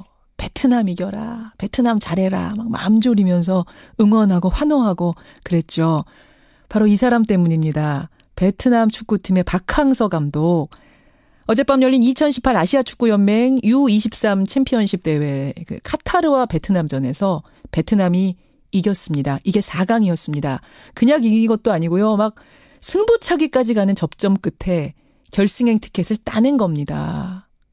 약체 중에 약체가 결승까지 오르면서 지금 베트남에서는 모두가 박항서를 외치고 있답니다. 국민 영웅이 됐다는데요. 박항서 감독 연결하겠습니다. 대회가 열리고 있는 중국 연결해보죠. 박항서 감독님 안녕하세요. 안녕하십니까. 예, 안녕하십니까. 축하드립니다. 감사합니다. 아니 너무 감격스러워서 밤잠을 어떻게 주무셨는지 어쩌셨는지 모르겠어요. 예, 잡습니다. 예. 소감이 어떠세요? 예, 감사하죠. 그리고 또 선수들이 최대한 열심히 해줘서 이런 결과가 나왔다 생각하고 있고 감사하게 생각하고 있습니다. 어제 그 베트남이요. 우리 2002년 때 그 월드컵 생각하면 모든 시민이 뛰어나와서 대한민국 외치고 차로 빠방 이 기분 이런 분위기가 베트남에 넘쳐났답니다. 이 소식 들으셨어요? 저는 지금 중국에 와 있어서 베트남 소식은 제가 잘 못 듣고 있고 여기 이제 한국 그 언론을 통해서 접하고 있는데 예. 정확한 정보는 없고 선수들이 가끔 우리 선수들이 가끔 유튜브 영상 이런 거 저한테 보여주긴 하는데 예. 아니 좋으면서도 좀 얼떨떨하시기도 하시고 묘한 기분이실 것 같아요. 얼떨하지는 않고요. 지금 시합이 계속 있으니까 시합 준비하느라고 차분하게 준비하려고 노력하고 있습니다. 네. 아니 어떻게 제가 더 흥분하고 박항서 감독님은 어떻게 그렇게 막 또 기분 좋으신 것 같진 않아요. 이게 지금 좀 쑥스러워서 그러신 거예요? 기분이 좋죠. 아직 시합도 끝나지도 않았고. 예. 감독이 제가 좀 떨떠는 모습도 또 애들 선수들한테 좀 좋지 않을 거고 차분하고 하려고 노력하고 있습니다. 선수들이 흥분할까봐 지금 차분한 모습 보이려고 노력하고 계시는 거예요, 박항서 감독님. 근데 어제 말이죠, 카타르전 계속 지다가 1분 남겨놓고 정말 기적처럼 동점골이 터지더니 승부차기로 이기는 그 모습 보면서 저는 2002년 월드컵 때 이탈리아전 떠올랐거든요. 그렇게 저같이 느끼신 분들 많으시다. 감독님 안 그러셨어요? 2002년이 저한테 최고의 어떤 기억에 남는 어떤 기억이었고, 그때 우리 선수들, 이진현 선수들, 또 희빈 감독님, 많은 생각이 나죠. 그렇죠. 그때 떠오르셨을 것 같아요. 베트남의 히딩크라는 별명은 마음에 드십니까? 제가 어떻게, 우리 희빈 감독님과 비교가 됩니까? 저는, 이거요. 저는 어떻게, 감히 제가, 희빈 감독님과 제가 비교하는 것 자체가, 안 되는 거고, 저는 제가 갖고 있는 조그만 지식 갖고, 지금 열심히 하려고 노력을 하고 있습니다. 아니. 앞으로 좀 어떻게 좀 하지 마십시오. 감이라는 말씀 지금 하셔서 감히 제가 어떻게 히딩크 감독의 비교가 됩니까 하셨는데 아니 왜요 박항서 감독님 지금 엄청난 신화를 쓰고 계셔서 동남아 국가가 이런 세계 축구 대회에서 결승까지 올라간 게 처음 있는 일인데요 역사상. 제가 그 히딩크 감독님 모셔봤고 저는 그 정도의 아직 능력은 되지 않고 제가 또 모시던 감독님들 아직도 이번한테 배울 점이 많다고 생각하고 있고, 제가 가장 존경하는 감독님 중에 한 분이시고, 저는 아직 멀었습니다. 아직 멀어요.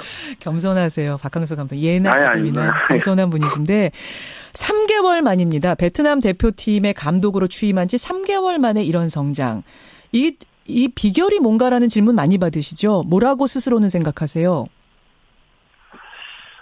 제가 처음에 갑자기 부임이 돼가지고, 저에 대한 비판도 베트남 내에서도 많은 걸로 알고 있습니다. 처음엔 그랬어요. 외국인 감독한테 계약금 2년에 2억 얼마 주는 거 너무 많은 거 아니야? 막 이런 것도 있었다고 해요, 처음엔. 제 연봉까지 다 말씀하시고. 이미 보도가 돼서요. 예. 그랬는데. 제가 와서 이렇게, 우리 한국에 같이 오랫동안 있었던 이영진 코치하고 여러 가지 문제점을 논의하고 있는데 가장 문제가 체력적이라고 모든 사람들이 이야기를 했습니다. 우리 베트남 선수들이. 예. 근데 제가 볼 때는 체력적인 문제는 그렇게 없는데 어떤 부분을 최대한 극대화시킬 것인가에 대해서 많이 고민을 하다가 이제 한번 우리가 이런 포메이션으로 한번 우리가 전환해보자. 베트남에서는 포백에 대한 부분을 쭉 하려고 해갖고 저희들이 지금 이번 대회 준비했던 셀백에 대해서는 많은 그렇게 알려지진 않았어요. 그래서 많이 비판도 받고 했는데 포메이션 그런 부분을 선수들이 잘 숙지해 준 것 같습니다. 잘 지금 경기장에서 숙지하고 잘 행동을 옮겨주는 것 때문에 잘 따라주는 거군요. 잘 감독님 말씀 잘 따라주는 거 이 부분. 근데 어제 우리나라도 4강 치렀는데 우리나라는 떨어졌어요. 만약 어제 베트남이 올라가고 우리도 이겼으면은 이게 결승에서 베트남이랑 대한민국이 붙는 이 상황. 그래서 저는 물론 스포츠는 스포츠입니다만 그래도 인간적으로는 상당히 난감한 상황이 박항서 감독 앞에 펼쳐질 뻔했는데 솔직하게 이거 다행이세요? 아쉬우세요? 어떠세요? 제가 1차전 한국을 저희들이 일러줬습니다. 베트남에서 떠나올 때도 그런 질문을 많이 받았습니다. 베트남 언론으로부터. 저는 제가 태어난 곳이 내 조국이 대한민국이고 또 우리 가족도 거기 지금 현재 살고 있고 부모님도 계시기 때문에 물론이죠. 저는 대한민국을 너무 사랑하고 있고 조국을 사랑합니다. 그리고 또 저는 현재 일은 베트남에서 대표팀 감독을 맡고 있기 때문에 그 일에 대해서는 책임을 맡고 제가 최선을 다하는 게 도리라고 생각하고. 그럼요. 혹시 결승전에 만나더라도 저는 또 거기에 대한 변함은 없습니다. 제 일에 대해서 또 그건 다하는 게 도리라고 생각하고 있습니다. 오히려 만났었으면 좋았겠다라는 생각도 혹시 하세요? 그러니까 우리도 잘 돼서 대한민국도 결승까지 와서 정정당당하게 한번 겨뤄봤으면 좋았을 텐데 아쉽다는 생각도 드실 것 같아요. 어제 우리 유튜브로 봤습니다. 여기서 봤는데 너무 참 아쉽고 또 김봉길 감독은 제가 어쨌든 제가 좋아하는 후배 중 하나인데 좀 아쉽기도 하고 안타깝기도 하고. 김봉길 감독님, 그래요. 자 이제 결승까지 올라갔습니다. 한 번만 이기면 우승인데 어떻게 내다보세요? 저희들은 베트남 언론에서도 저한테 목표거든요. 저는 이때까지 한 경기 보고 그렇지 앞을 내다보고 하지는 않습니다. 앞에 경기만 보고 한 경기 나아가는 걸로 저희들은 그렇게 생각하고 있고 이제 한 경기 남았으니까 또 한 경기 차분하게 준비한다고 생각하고 저나 우리 코칭 스태프들이 그렇게 준비해 나갈 생각입니다. 네. 차분하게 우승 목표로 하지 않는다고 하면 거짓말인 거죠? 이제 결승까지 왔으니까 한번 이기면 우승이고 그러니까 한 경기 남았으니까 이제 한 경기 남았으니까 한 경기 준비해서 가야죠. 지금 선수들의 의기랄까요? 이제 분위기는 어떻습니까? 네, 우리 선수들은 정말로 착하고 좀 영리하고 굉장히 정신력은 제가 한국 선수보다 좀 더 정신력 강하죠. 네. 한국 선수보다 더 강해요? 베트남 선수가? 어려운 질문이다. 똑같습니다. 똑같습니다. 정말로 답 잘하셨어요. 열정을 갖고 정말 같이 잘하고 있습니다. 네. 사기도 지금 충천한 상태. 이런 느낌이면 축구라는 건 분위기 중요하잖아요. 이 느낌이면은 이거 기대 이상 우승까지도 내다볼 수 있겠다. 이런 분위기도 느끼시고요. 분위기를 제가 말씀드리긴 곤란하고 분위기는 지금 아직 지금 좋고 있고 또 문제는 지금 선수들이 계속 두 경기 연장전까지 가니까 좀 체력적인 소모가 있는데 이 부분에 좀 신경 쓰고 있고. 알겠습니다. 지금 많은 분들이 겸손함이 더 빛나는 박항서 감독이시다. 차분한 모습 보니까 큰 꿈 이루실 수 있을 것 같다. 이런 격려 문자도 보내주시거든요. 박 감독님 힘내서 열심히 하시고요. 뜨겁게 응원하겠습니다. 네, 감사합니다. 고맙습니다. 네, 감사합니다.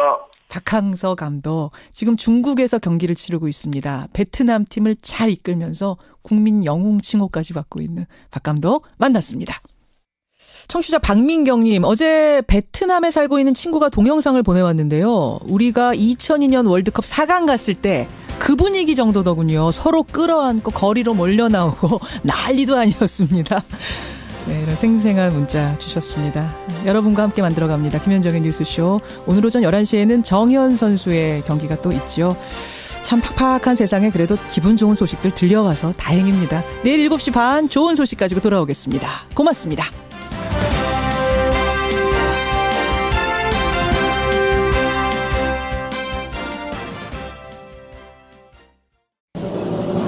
김현정의 뉴스쇼.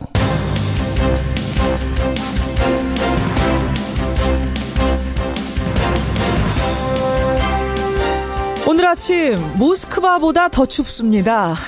애청자 여러분 안녕하십니까. 현재 서울 수도권의 기온이 영하 16도고요. 러시아 모스크바의 기온이 영하 10도니까요. 모스크바보다 더 추운 아침입니다. 이 냉동고 같은 추위는 오늘 밤 절정을 찍고 내일부터는 1, 2도씩 조금씩 올라가겠습니다. 조금만 더 견뎌보시죠.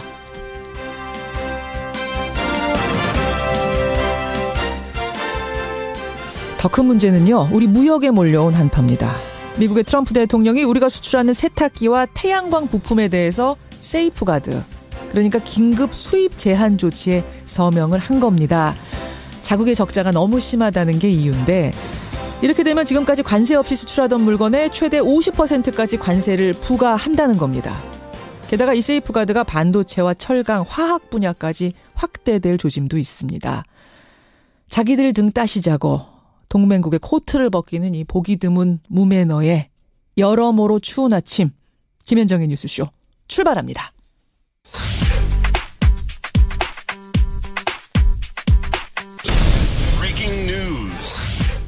김현정의 뉴스쇼가 주목한 오늘의 포인트, 김정훈 기자 나와 있습니다. 어서 오세요, 김 기자. 네. 첫 번째 포인트 뭐부터 볼까요? 네, 번지는 사법농단 의혹입니다. 그러니까 박근혜 정부 때 법원행정처가 청와대한테 원세훈 재판 관련된 정보를 준 것, 이게 이제 TF 결과 드러난 거잖아요. 법관 블랙리스트 의혹을 조사하다가 오히려 더 큰 의혹이 불거진 셈인데요. 예. 원세훈 전 국정원장의 대선 개입 사건을 두고 그 결과를 청와대가 궁금해하니까 재판 결과를 네, 법원 행정처가 재판부 의중을 파악하려 노력 중이다, 이런 메시지를 건넸다는 것이죠.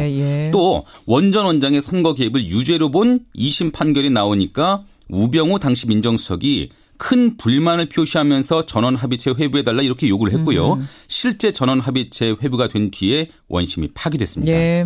그러니까 청와대하고 대법원 간에 유착 의혹이 제기될 수밖에 없는데 파문이 확산되자 어제 13명의 대법관들은요, 재판에 관해서 그 누구로부터 연락을 받은 사실이 없다, 이런 입장을 내놓긴 했네요. 그러니까 이게 국정농단을 넘어서 법원까지 정권에다 코드를 맞췄다, 이런 의혹이 논란인 거잖아요. 블랙리스트로 시작을 했는데 지금 블랙리스트보다 훨씬 더 큰 게 터져버렸어요. 맞습니다. 당시 대법원과 법원 행정처를 총괄했던 양승태 전 대법원장의 책임론이 일단 불거질 것 같고요. 후폭풍도 이어질 것 같고. 그렇죠.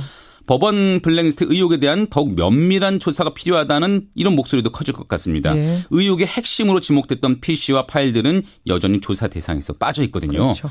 한편 김명수 대법원장은 이번 사안의 엄중함을 알고 있다면서 곧 정리된 입장을 밝히겠다 이런 뜻을 나타냈네요. 법원은 그나마 남아있는 민주주의의 마지막 보루 아니었습니까? 네. 한 점의 의혹도 남겨서는 안 되겠습니다. 다음 포인트 가죠. 네, 들썩이는 불의 고리입니다. 불의 고리, 환태평양 조사인데 움직임이 심상치가 않아요. 네, 미국 알래스카 남부 해안에서 규모 7.9의 강진이 발생했습니다. 예. 현지 시간으로 어제 새벽 0시 30분쯤이었는데 주변에 쓰나미 경보도 발령됐다고 해요. 다행히 큰 위협은 없었지만요. 예. 그런데 이에 앞서서 인도네시아 자바섬 남부에서도 규모 6.4의 강진이 있었고요. 그렇죠. 일본 군마현에서는 화산이 분화해서 한 명이 숨지는가 하면 필리핀의 마연 화산도 폭발 징후가 있다고 하거든요. 지금 이게 하루 만에 다 일어난 거잖아요. 동시다발적으로. 그렇습니다. 일본, 몇 시간 차례 간격으로 계속 이어진 현상들인데 예. 불의 고리가 이렇게 들썩들썩하는 모습이라 인근 국가들이 긴장할 수밖에 없죠.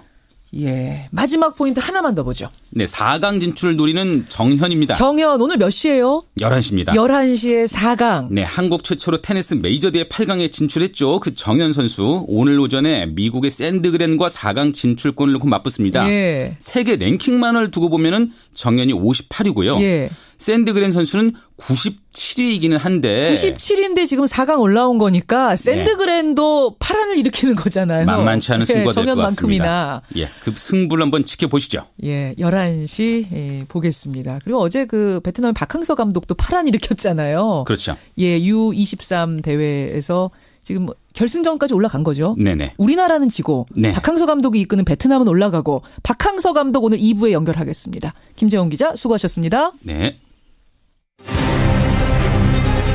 안철수 대표가 신당 창당을 선언한 반대파의 태도를 원색적으로 비판했습니다. 당내 당을 만드는 창당 관련 모든 행위를 즉각 중단할 것을 요구합니다. 정작 해당 행위를 하는 사람들은 안철수 대표와 합당하다. 예, 해당 행위 그만하고 통합의 협력을 하시든지 아니면 나가셔라. 예, 국민의당 안철수 대표가 사실상 이런 최후 통첩을 보냈습니다. 그리고 그 시한을 이번 주말로 딱 못 박았습니다. 그 시한 넘기면은 어제 열려다가 멈춘 거 있죠. 징계위원회. 이거를 열겠다는 겁니다.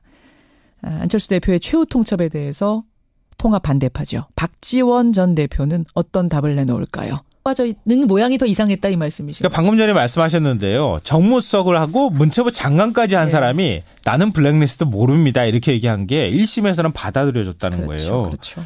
그러니까 그게 조 전 수석이 나는 왕따였어요. 나는 무능력했어요. 또 뭐 국회 가서 말했다고 하는 것처럼 100번 1000번 물어도 블랙리스트 몰라요. 이렇게 주장을 했는데 이 말을 누가 믿겠습니까? 사실은. 100번 1000번 모른다고 했다가 마지막에는 봤던 걸로는 판단됩니다. 말을 바꾸긴 했잖아요.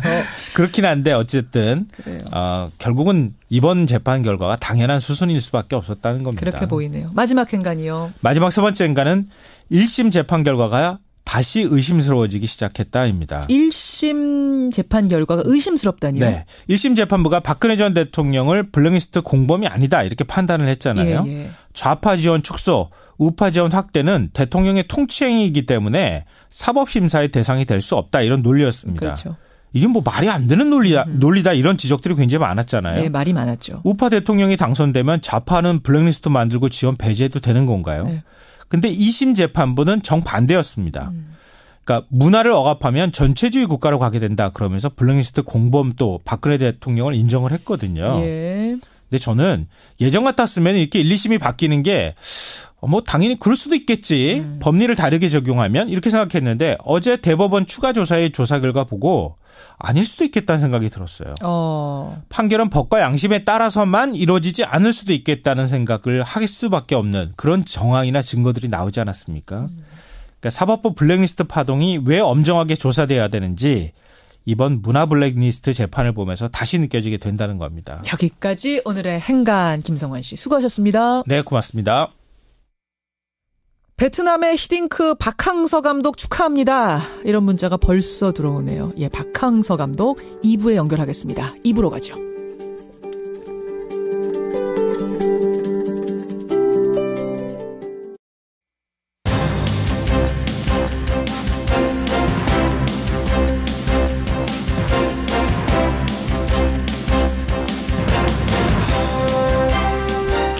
뉴스쇼 2부 출발합니다.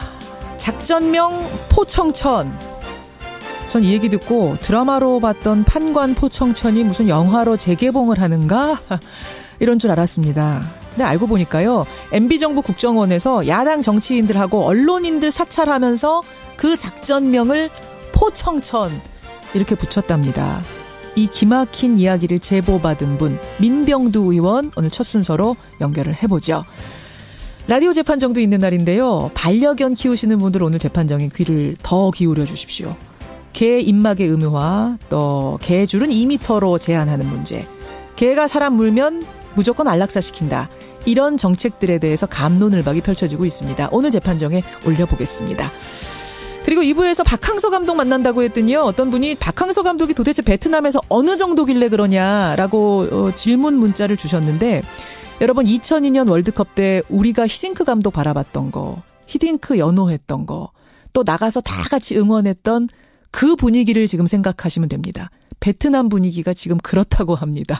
예, 박항서 감독이 시간이 오늘 굉장히 없어요. 어제 밤에 경기가 끝났기 때문에 아주 어렵게 저희가 섭외를 했습니다. 잠시 후 생방송으로 경기가 지금 중국에서 열리고 있죠. 중국 현지 연결하겠습니다. 50원에 담은 100원의 장문 유료 문자 샵 1212 카톡 레인보우까지 열어놓고 출발합니다.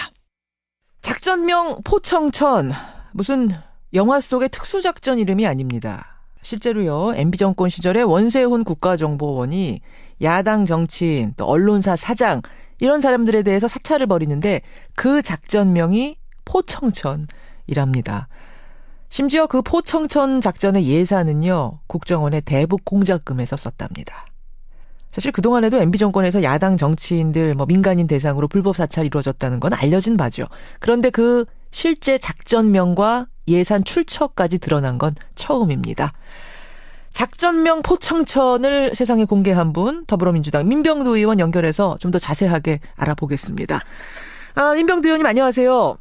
네, 안녕하세요. 제보를 받으셨다고요? 네.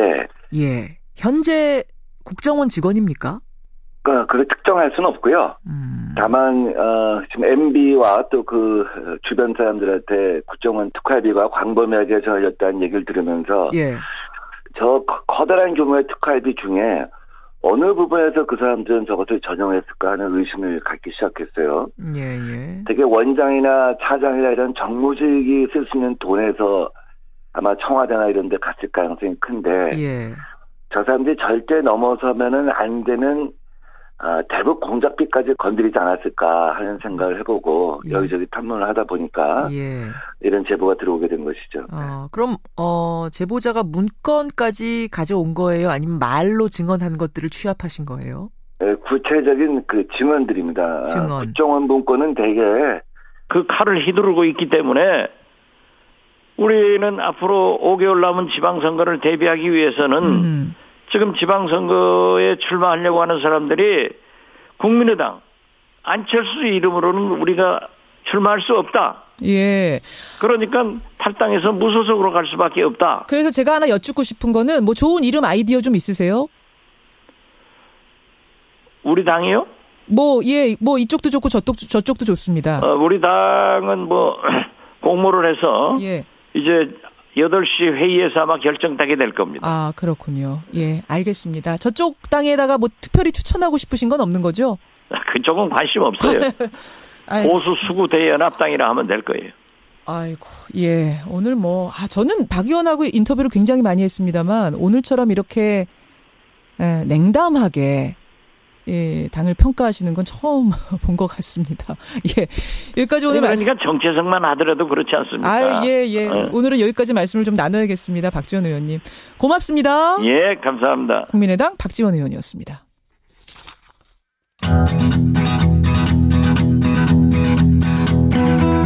김현정의 뉴스쇼는 청취자 여러분의 참여로 이루어집니다. 트위터, 페이스북, 레인보우 게시판, 그리고 단문 50원, 장문 100원의 유료 문자 샵 1212, 우물정 1212 통해 참여하실 수 있습니다. 김현정의 뉴스쇼, 여러분과 함께 만듭니다.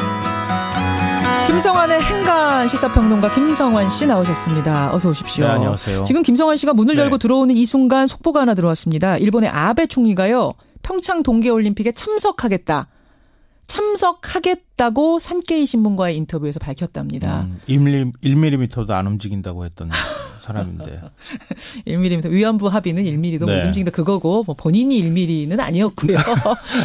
어쨌든 온답니다. 예, 속보 전하면서. 행가는 뭐 가지고 오셨어요? 1심에서 집행유예를 선고받고 풀려났던 조윤선 전 문체부 장관. 예. 어제 풀려난 지 181일 만에 다시 재수감됐습니다. 그렇습니다. 2심 재판부가 블랙리스트에 관여한 혐의로 징역 2년을 선고하고 법정 구속을 했기 때문인데요. 이 180일 만에 재수감된 조윤선 전 장관. 이 뉴스 행간을 좀 살펴볼까 합니다. 다시 실형이 선고되면서 아주 망연자실한 표정으로 고개를 가로저었다. 이렇게 묘사들 했더라고요. 네, 맞습니다. 아마 제가 볼 때는 충격이 굉장히 클 것 같습니다. 왜냐하면 국정농단 사태로 구속된 인물 중에 구치소 생활에 가장 적응을 못했다는 얘기를 들었거든요. 맞아요. 네. 식사도 거의 하지 못했고 뭐 거의 강박 증세까지 있었다고 하는데 구속되고 난 다음에 그 외모나 표정 이런 것들 보고 많은 사람들이 사실 좀 놀라기도 했어요. 예, 맞아요. 변호를 맡은 남편 박성엽 변호사는 재판이 끝난 직후에 기자들한테 당연히 상고하겠다. 예. 아직 재판이 끝나지 않았다는 점을 강조했습니다. 하지만 어쨌든 다시 구속 상태로 들어가야 되는 거고요. 네, 맞아요. 그러니까 조 전 수석은 1심에서 국회 위증죄만 유죄로 인정이 돼서 징역 1년에 집행유예 2년을 이제 선고받고 풀려났었는데요. 예. 뭐 어찌됐든 2심 판결로 인해서 다시 구속되는 처지가 됐습니다. 80일 만에 다시 구속이 됐습니다. 네. 이 뉴스의 행간 들어가죠. 첫 번째 행간은 2개의 스모킹건이 있었다입니다. 2개의 스모킹건이요? 네. 재판 결과가 1, 2심이 뒤집어진 결정적인 이유가 2가지가 있었는데요. 핵심 이유 2가지 뭐예요? 박준우 전 민정수석의 진술 번복과 청와대 민정수석이 아니라 정무수석하고 청와대 캐비넷 문서입니다. 이 박 전 수석은 1심에서 조윤선 이 신임 수석한테 문화예술인 지원 배제 업무를 인수인계했는지 기억나지 않는다 이렇게 얘기를 했거든요. 1심에서는. 네. 근데 2심에서는 인수인계 해줬다. 예, 그런데 그 사람이 인수인계 받은 사람이 그걸 몰랐다고 주장하는 게 사실 말이 안 되는 거죠. 둘 중에 하나는 거짓말인데 재판부는 조 전 수석이 거짓말한다라고 본 겁니다. 네, 맞습니다. 그리고 또 하나 청와대 캐비넷 문건인데요. 이 문재인 정부 출범 직후에 청와대 정무수석실과 민정수석실에서 문건이 다량이 발견됐잖아요. 기억하실 거예요. 박근혜 정부 시절의 문건이었는데요. 이때 김기춘 비서실장이 주재하는 수석 비서관 회의 자료가 나왔습니다. 이 종북 척결 방안의 하나로 블랙리스트 인사들에 대한 지원 배제를 논의한 기록이 여기에 담겨 있었습니다. 그런데 그 기록이 조윤선 전 수석 지시나 승인 없이 이루어졌을 수 없다라고 본 거죠? 네, 맞습니다. 네, 반드시 거쳤을 거다. 네. 그래요. 188일 만에 석방입니다. 그리고 다시 180일 만에 구속 수감입니다. 조윤선 전 수석. 두 번째 행간 뭔가요? 두 번째 행간은 구속되지 않은 게 오히려 더 이상했다입니다.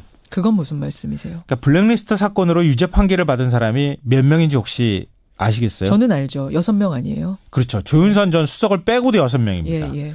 김기춘 전 비서실장이 있죠. 조 전 수석을 보좌했던 신동철 전 정무비서관, 김상률 전 교육문화수석, 정관주 전 국민소통비서관, 그리고 김종덕 전 문체부 장관, 김소영 전 문체부 비서관. 예.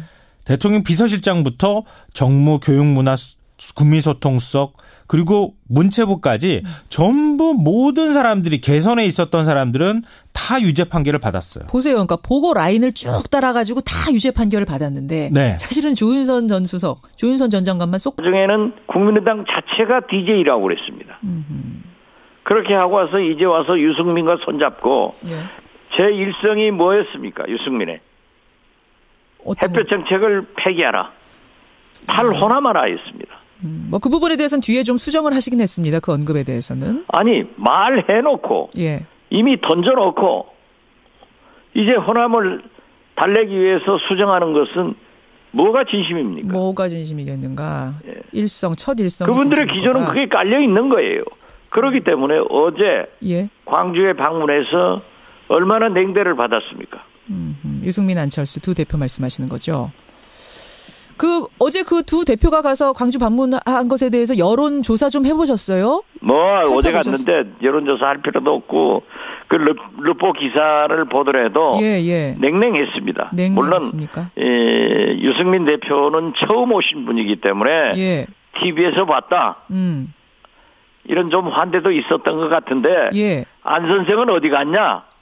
안 선생? 안철수 대표 말씀하시는 거예요? 예. 안 선생은 왜 광주 갔으면 광주에 있어야지. 같이 못 돌아다녀요. 같이 못 돌아다녀요. 못 돌아다녔으니까 양동시장에 유승민 대표 혼자 갔죠. 예. 여론이 그 정도로 싸늘하다 지금 그 말씀하시는 거예요. 근데 국민의당 일부 당원들 이 박지원이가 대구시장에 가면은 엄청난 환대를 받습니다. 예. 알겠습니다. 근데 국민의당의 일부 당원들이 박지원 의원 정계 은퇴를 요구하는 기자회견 같은 거 열었더라고요. 그건 여기서 뭐 대변인이 무슨 소리 하니까. 예. 광주 뭐 어떤 의원 보좌관이 시켜서 몇십 명 동원해가지고 하고 전라남도에서는 사무처장 안철수 직계가 내려가서 그거 하려다가 쫓겨나고 그랬어요. 그걸 가지고 그러면 안철수 정계 은퇴하라 우리 국회의원들이 하는 소리는 안 들리고 동원해서 20, 30명 하는 것은 들리는 그런 녹한 뉴스가 돼서는 안 되죠. 알겠습니다. 박 의원님 아주 솔직하게 좀 말해보죠. 안 대표가 지금 통합 반대판을 나가라고 요구하려면 최소한의 성의 즉 비례대표 의원들, 비례의원들 의원직 유지하고 나갈 수 있도록 그런 뭐 출당의 조치, 합의이혼이라고 표현들 하더라고요. 그 정도 전제, 그 정도 성의는 보여야 한다고 보시는 겁니까? 합의이혼이라고 하면은 좀 기분 안 좋은 용어고요. 예. 합의 분당하는 게 좋겠죠. 그것엔 동의하세요. 그리고 성의 여부를 따질 게 아니라 예. 우리는 2월 4일 예. 전당대회를 저지할 것입니다. 그러나 어떤 물리적 방법으로 저지하는 게 아니라 예. 합법적 방법으로 저지를 해보고 그래도 당권을 가지고 있는 안철수이기 때문에 예. 그걸 강행한다고 하면은 우리는 3월 6일 2월 6일 새로운 개혁신당을 창당합니다. 그러면은 이대로 국민의당에 남아 있으면서 또 당은 창당하는 이런 형식이 잘 상상이 안 되네요. 그건 정당법상 정당이 창당될 때까지는 할 수는 있는 창당준비위원회는 합법적입니다. 긴 하죠. 당적을 가질 수 있는 거예요. 가지고 가겠다. 예. 지금 유승민 대표는 제2의 김연아는 안 된다. 비례의원들 원치 않는 분들은 좀 놔드려라. 이런 입장이신 것 같고 안 대표는 그 반대 입장이신 것 같고 이 상황. 그러니까 제가 얘기하는 거예요. 정치적으로나 여러 가지 면으로 안철수는 유승민에게 족탈불급이다. 설사 통합을 하더라도 유승민은 그렇게 고차원의 정치를 해요. 나는 보수다. 그러나 합리적인 진보하고 함께 하려고 한다. 이렇게 하면서 비례대표도 탈당시켜줘야 된다. 출당시켜줘야 된다라는 그런 얘기를 하지만은 안철수 대표는 자기는 민주당에다 요구해서 경남 도의원, 부산 기초의원들을 그렇게 찾아왔어요. 그런데 자기가 할 때는 안 해준단 말이에요. 알겠습니다. 그러니까 안철수의 새 정치는 욕심쟁이 정치다. 저는 그렇게 정의합니다. 맨발로 뛰어도 따라가지 못한다. 족탈불급이다. 그러니까 두 사람의 급이 다르다. 뭐 이런 말씀하시는 거예요 지금? 그러니까 국민 여론조사에도 그렇잖아요. 두 당이 합당하면 누가 대표가 돼야 되느냐? 유승민 34. 안철수 17. 알겠습니다. 우리 김경진 의원이 말한 대로 안철수 대표가 유승민 대표의 반이라도 따라갔으면 좋겠다 하는 게 그런 얘기를 지적한 거예요. 박지원 의원님, 지금 통합파가 신당 당명 공모를 어제부터 시작을 했습니다. 보니까 또 통합에 반대하시는 분들 지금 개혁신당이라고 표현해달라고 하셨는데 그쪽 분들도 이름 공모하고 계시고 공교롭게도 양쪽이 동시에 하고 계시더라고요. 동시에 할 수밖에 없죠. 뭐 우리가 통합을 반대하지만은 그분들이 계속 불법적으로 진행시키고 있고 아까 말씀한 대로 당권파이기 때문에. 박지원 의원 국민의당 연결해 보겠습니다. 박 의원님 안녕하세요. 안녕하세요. 어제 통합 반대파가 아니고 개혁신당 창당파입니다. 그렇게 해서 근데 저쪽도 개혁신당이에요 이름이. 우리가 하니까 따라왔더라고요. 앞에다 통합 하나 붙여가지고. 그리고 안철수 대표의 최후 통첩을 오늘 아침 박지원이 안철수에게 그대로 보내드립니다. 무슨 말씀이세요? 창당 통합 하지 말고 하려면 나가서 해라. 우리 보고 나가라 마라 최후 통첩하지 말아라. 통합하고 싶으면 그쪽이 나가셔라. 시한은 이번 주입니까? 네, 그렇습니다. 똑같이 되돌려서 최후 통첩하겠다. 지금 이 말씀. 할 말을 해야지. 예. 안철수 대표가 무슨 자격이 있어서 그런 얘기를 합니까? 아니, 안철수 대표가 대표시니까 그런 말씀 하시는 건 아니에요? 우리는 이미 대표로 인정을 하지 않고 안철수 대표는 우리를 속이고 당헌 당규를 불법으로 적용해서 여기까지 왔기 때문에 어떠한 경우에도 통합을 인정할 수 없고 나가서 해라. 예. 그렇게 얘기합니다. 예, 물론 지금 통합을 추진하는 안철수 대표 측에서는 불법적인 행위 한 거 아무것도 없다. 우린 다 적법하게 해왔다고 하지만 지금 이제 박지원 전 대표 그것이 안철수의 한계인 것입니다. 그것이 한계라고요? 그건 무슨 말씀이실까요? 네? 그것이 한계라는 말씀은 어떤 부분을 말씀하시는 걸까요? 아니, 모든 의원총회에 와서 통합의 통짜도 꺼내지 않고 연합연대 하자. 이렇게 해서 의결을 했습니다. 그리고 저를 포함한 중진들에게도 의원들에게도 쭉 계속 그런 얘기를 하다가 어느 날 불쑥 통합을 선언하고 또 당무회의는 불법으로 소집해서 가결을 하고 전당원 투표는 당헌 당규를 무시해서 자행했고 이런 것들이 잘못이죠. 그것이 한계다. 그러고도 불법 아니라고 하는 게 한계다. 지금 그 말씀을 하신 건데. 그렇죠. 근데 내로남불이죠. 내로남불입니까? 예, 내가 하면 로맨스, 남이 하면 불륜, 내로남불이다. 근데요, 박 의원님. 어쨌든 지금 당에서 권력을 쥐고 있는 건 안철수 대표 아니겠습니까? 안철수 그러니까 대표. 박정희 전두환식 독재 정치를 하고 있는 거죠. 그렇게까지. 어쨌든 이번 주까지 최후 통첩을 해 놓은 상태입니다. 그 반대하시는 분들, 통합 반대하시는 분들이 안 나가시면, 개혁신당 분들 안 나가시면 징계위원회 열어서 제명까지도 제명은 아니겠군요. 제명하면 이거 비례대표 분들이 좋아하시니까 제명은 아니고 아마 당원권 정지가 내려질 것 같습니다. 제 생각에는. 그렇게 되면 당대표는 긴급한 사항에 대해서 당무회의를 열어서 당원권 정지를 할 수 있는 권한이 있습니다. 예. 그러나 그러한 것은 자기들이 먼저 했기 때문에 징계를 하려면 셀프 징계를 해야지 멀쩡하게 당을 지키자. 그렇지 않으면 우리는 개혁신당을 창당하겠다는 사람들에게 정당법상 신당 추진위원회를 구성하는 것은 당적을 가지고 할 수 있습니다. 그러나 창당을 하면은 이중당적이 허용하지 안 하는 거예요. 그 자체도 모르는 그런 무지한 사람들이 그러한 얘기를 하는 것은 막무가내다. 도저히 안철수 정치, 새 정치는 헌정치로, 구정치로 탈하겠다. 이렇게밖에 볼 수 없습니다. 그러면 이번에 당무위원회 열어서 당원권 정지라는 징계를 만약 내린다면 주말까지 이제 시한을 박았으니까요. 그때 어제 당무회의에서 하겠다고 했잖아요. 그랬다가 왜 못했습니까? 여론이 나쁘니까 못했죠. 이제 주말까지 그거 해라 공갈 치는데 그 공갈 협박에 넘어갈 박지원이 아닙니다. 저는 그런 징계를 해주면 대단히 감사하다고 말씀드립니다. 대단히 또 감사하실 것까지는 뭘까요? 감사하죠. 왜요? 나쁜 사람들이 좋은 정치하라고 나가서 하라고 하면 해야죠. 그러니까 오히려 여론이 그렇게 할 경우에는 안철수 대표가 통합하에 더 등을 돌릴 거다. 그런 의미에서 감사하다 이런 말씀이실까요?